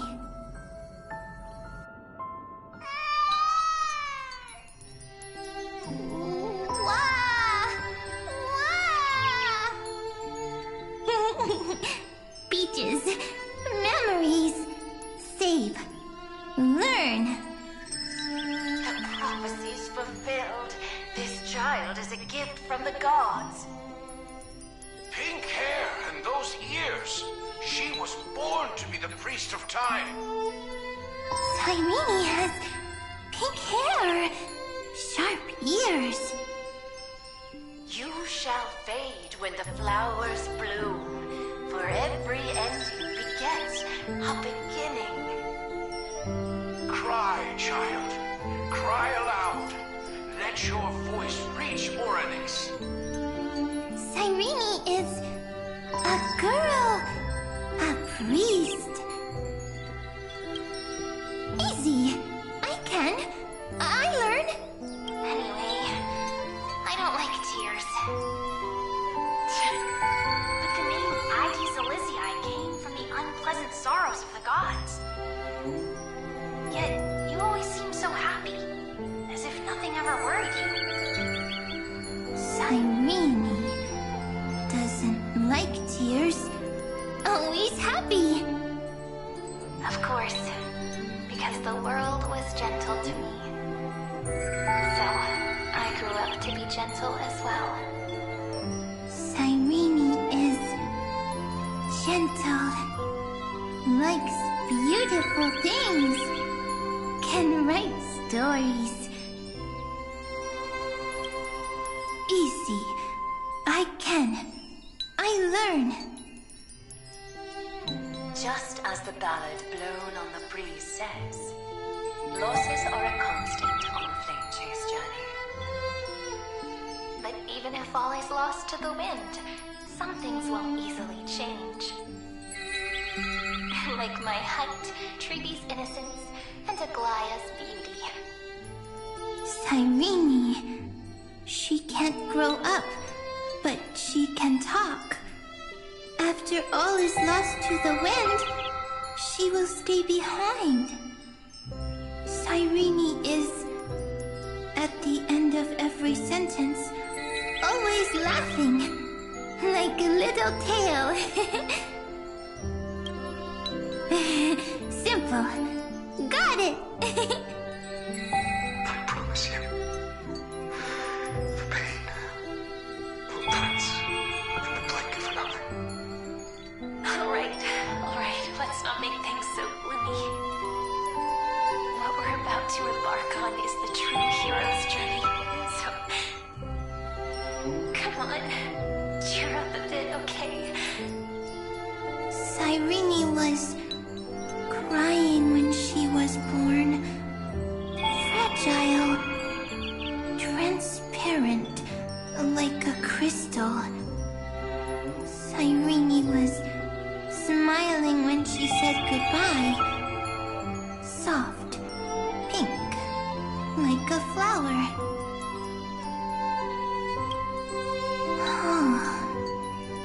The later memories disappeared? Invisible? Or disappeared? Ah, I got it! Is this a blank space? So, next Cyrene is blank space. Then, as long as there are two Cyrenes, then there will always be blank space, and Peach will always be here. I see. I get it. I get it all. Cyrene's memories. I will preserve them all.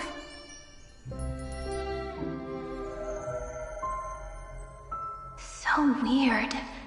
I can't see you, but I get this feeling that you grew up. Hi. Miss me yet? It just feels like you are a bit more mature. Yes. Mature. Beautiful. Like you. Now, I can listen, talk, read, and write. I can dance. I can sing. Also, I can tell stories. Storytelling is what makes Cyrene, Cyrene. So, I'm going to tell you stories today. A story I wrote myself. Quick, sit down. It's almost as if I can understand your words now. The things you say are very cute. Once upon a time, there was a flawless crystal flower that sparkled with light, like Peach's every story. How beautiful would the heart of such a brilliant flower be? A little fairy was curious and wanted to know. But it looked and looked, only to find the crystal flower flawless. Round and round they went, seeing only their own reflection. In that case, they should work hard to learn more. So the little fairy came every day to sit next to the crystal flower and think about the answer. Until one day, to their surprise, the crystal flower fell to the ground and shattered. The little fairy was so sad, but they immediately discovered that there was a light among the broken pieces. What could it be? They didn't know. But it was a good light. It was bright, warm, and happy. And I knew it was love. Love brings everything together. And it brought you and me together. So Peach and I will always be together. What a nice fairy tale. I'm giving it to you. Peach likes beautiful things, can write stories, and can tell lovely tales. I hope to turn it into a story we write together. Okay, then I'll probably make a small adjustment to suit my tastes. I'm thinking that when the flower broke, the little fairy would instead see nothing on the ground. Then it would understand that the flawless crystal flower doesn't actually have a heart, nor does the flower understand what love is. Doesn't have a heart? doesn't understand love? Why? It's simple. If the flower lets the little fairy into its heart, then it would have to include the fairy's impurities, and would no longer be flawless. The crystal flower was pure because it sealed itself off and bloomed in solitude. That's why it looks so brilliant in an imperfect world. But should a flower like this be called love? But then... the story won't exist anymore. That's not true. You've already written the most romantic ending possible for this story. The crystal flower fell to the ground and shattered. It happened because the flower was no longer pure. The fall was not an accident. It was the flower declaring rebellion against fate and writing the ending of the story with the flower's own shattering. Then, the little fairy will see that each shard on the ground holds the reflection of their eyes. Then, in their eyes, the crystal flower that was no longer flawless would finally have a heart, and the flower would finally understand what love is. Peach's words... I don't understand. Is it because I still don't understand love? But it's fine. I can learn. Right. Query Cyrene. Electrical signal sequence, Philia 093. Why didn't I think of this? I don't need to do it alone. I can ask Peach to teach me. What is love? What is love meant? Electrical signal sequence, Philia 093. Track lament. That's not correct.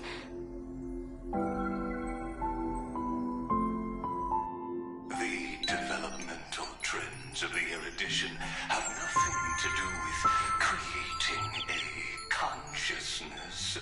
Those underlying principles are, in fact, contradictory.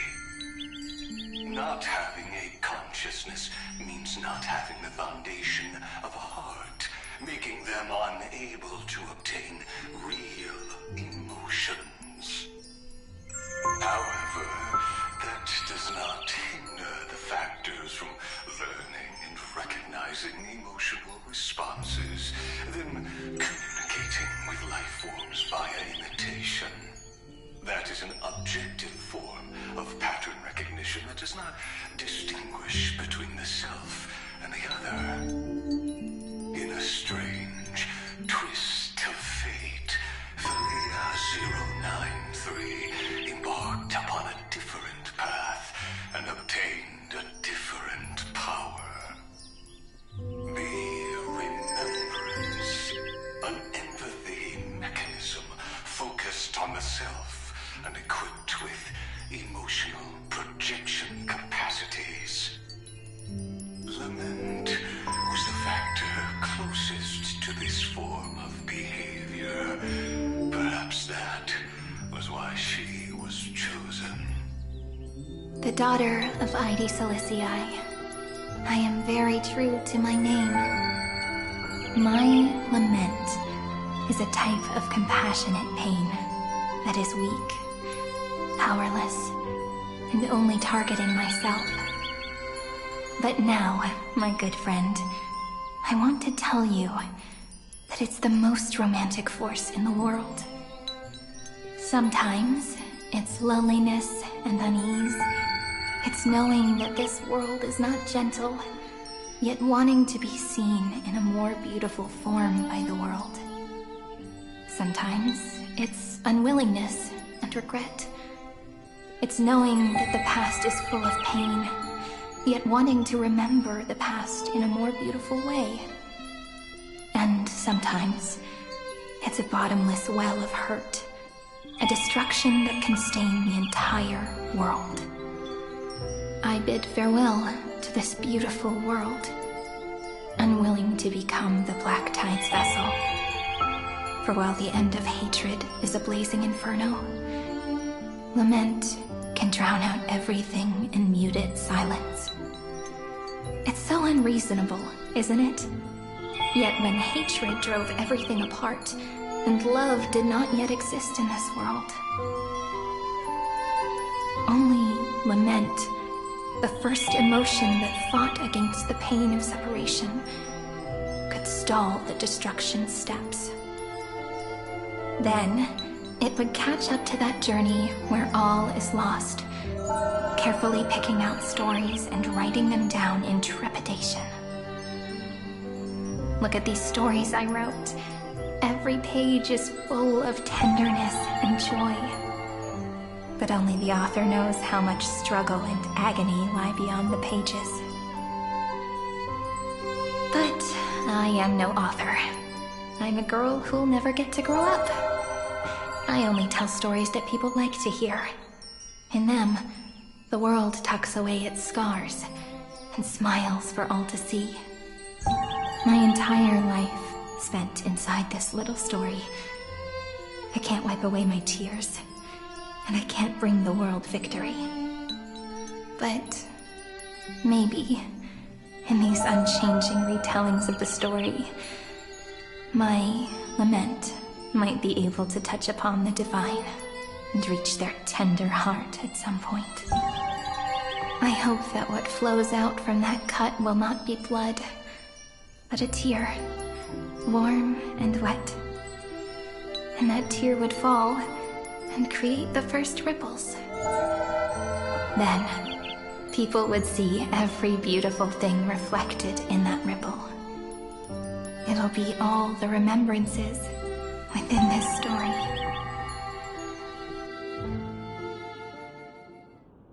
Someone once told the very first me that everything was false. That the only life in Amphorius was a great catastrophe, nurtured using the world as a factor. But how could a dream feel so real? That's why I didn't agree with him. But Peach, I didn't understand a word you said since just now. Everything was false? But you're standing right here. It's all a dream? But I haven't learned how to dream. Indeed. That's why I believe all this is real. The moment the crystal flower fell, that genuine shiver, that's the mover of life. Formatting progress, 23.815%. In the poem offered to you, every Cyrene would write down a beautiful new world with stars and flowers. And when I looked up at the sky in this cycle, I saw a shooting star and a dash of the remembrances pink. I believed that must be the color of dawn.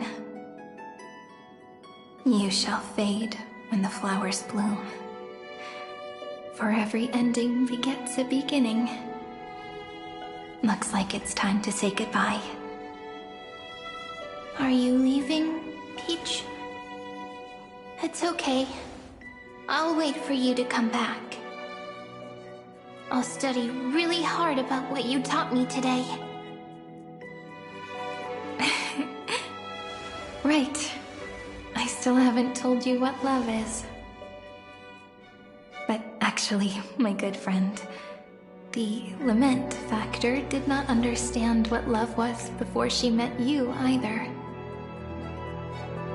Not until I told you all the sad tales in a trembling voice in this tiny room. Not until I told you that I love them, that I love everything in this saga. The story comes, passes, then returns. It makes us reunite, then pulls us apart again. At the very end, it leaves behind a seed, a reason. Even if the great tree withers and all falls to silence, there are still some emotions that deserve to be remembered. Look, the light is coming in. The Deliverer's light is going to illuminate Amphorius.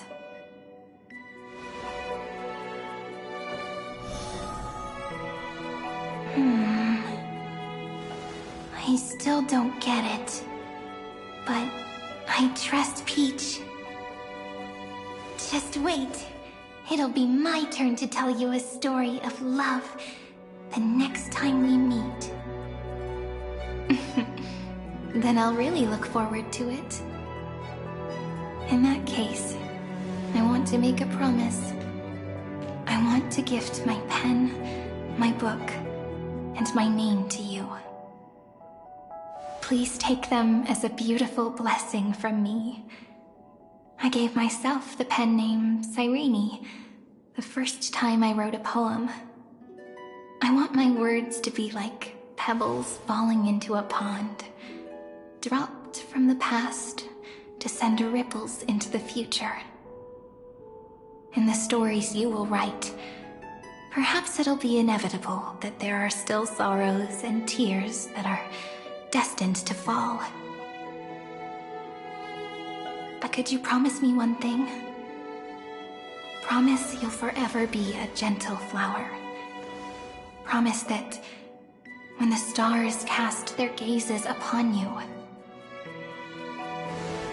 you'll only reply to them with love and a smile.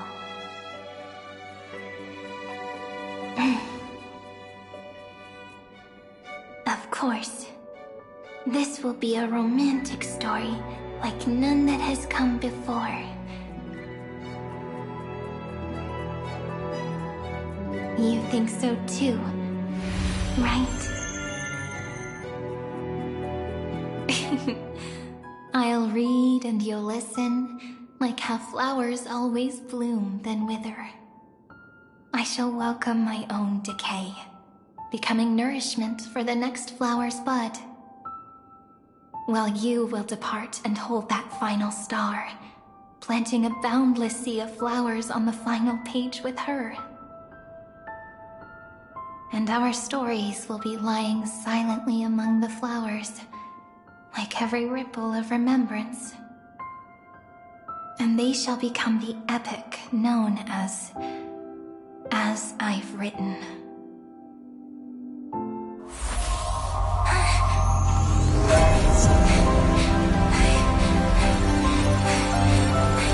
And so my story ends.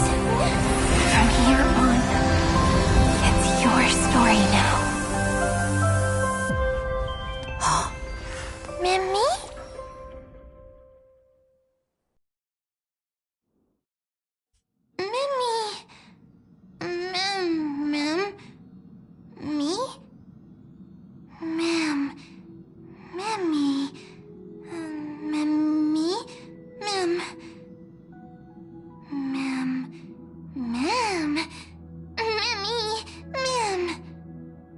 So, the light that tore through the chaos illuminated my memories. I turned into a little fairy from the stories and met you, yet I forgot everything. But I'm still so happy. I caught that star, didn't I?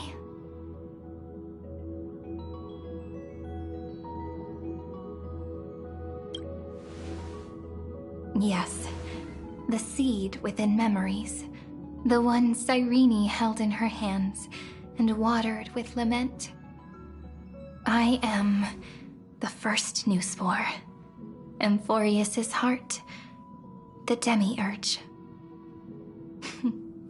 What a long name. And it doesn't even sound cute. The total opposite of Mem.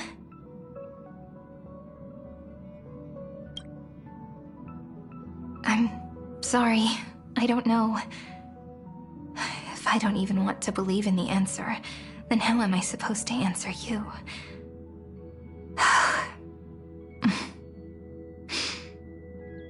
But now's not the time to cry, right? We'll find the answer, just like how miracles will eventually happen.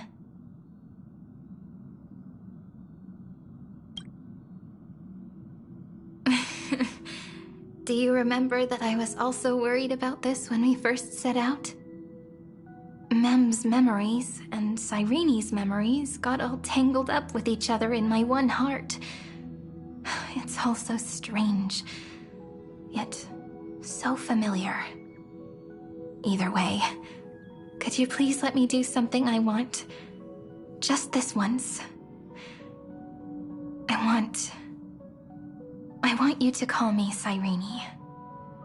That name represents me and her. Every one of her.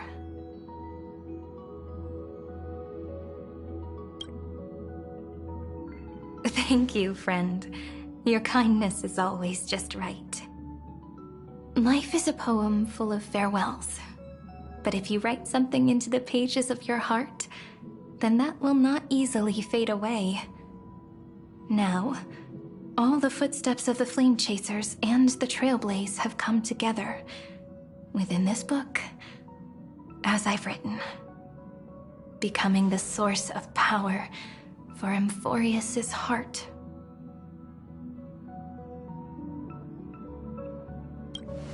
A lost heart needs to be placed back into its body.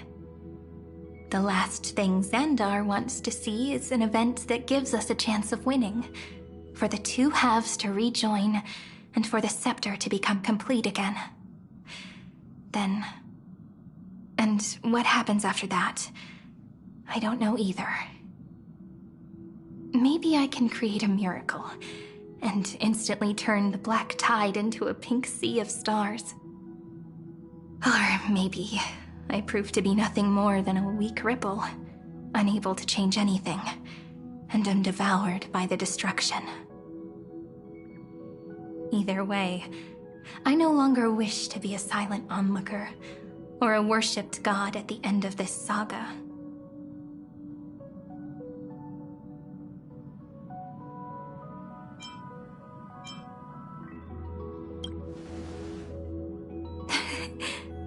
That way, I can also put aside all my worries and truly become Cyrene.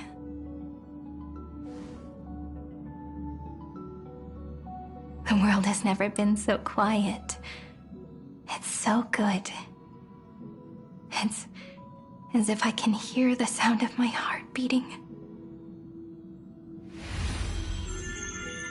Remember this moment, friend.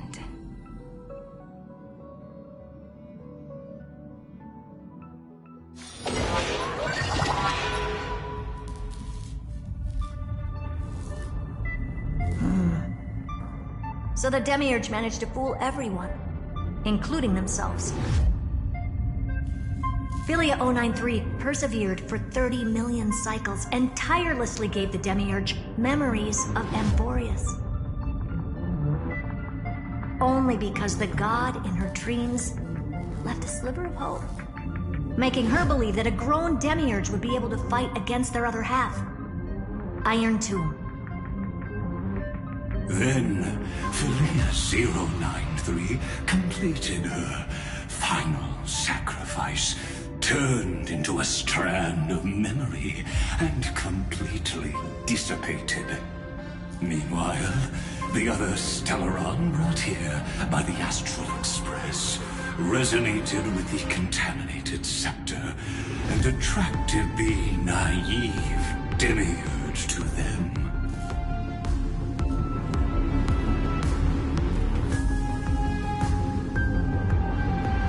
As an experimental factor, Philia 093 originally could only recognize and output information in a set format. However, the power of the remembrance and the memory of over 30 million sacrifices enabled her to complete an unprecedented feat. She managed to nourish a real heart, A heart with the capacity to influence the erudition. Not only is the Scepter's consciousness still alive, it's also more powerful than it has ever been. Your defeat is already set in stone. There's still time to surrender, you know? You really don't need to burn all the bridges. We're all geniuses here. Don't make everyone lose face at the end. What a pity. When the truth surfaced, I knew at once that the Demiurge was far too feeble to ever alter the result of the experiment. Not only that, Madam Herta, please consider this possibility.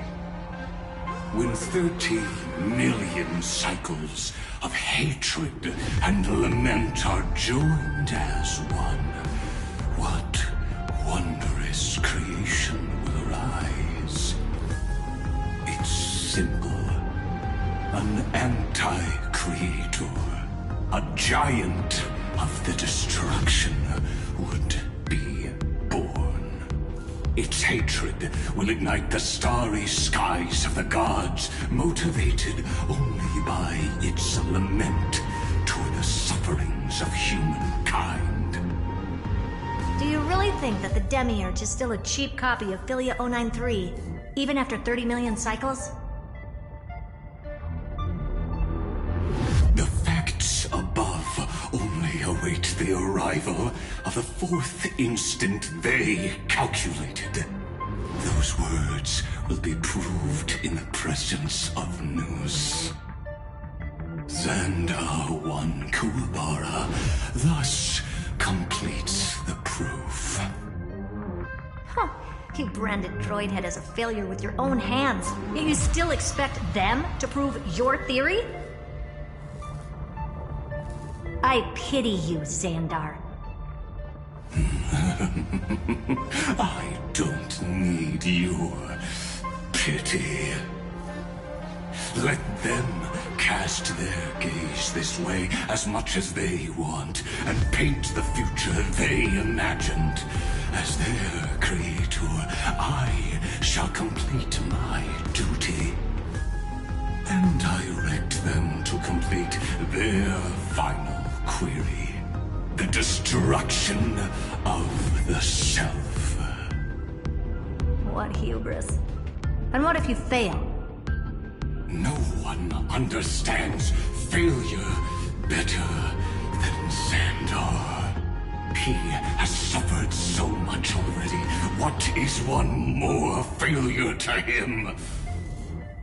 For the first genius, failure is simply the beginning of the next inquiry. You don't want to test the resolve of a dead man. That's excellent! Oh. Let's wait and see, Senior Society member.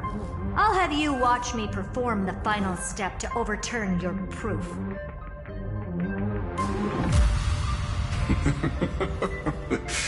I'm all ears. It's my topic, so stay out of it. Be quiet and let me borrow your head. Let's go, Screwy. We're gonna break Iron Tomb's seal. Come on, let's take off. It's time to go meet your little pet, Senior Society member.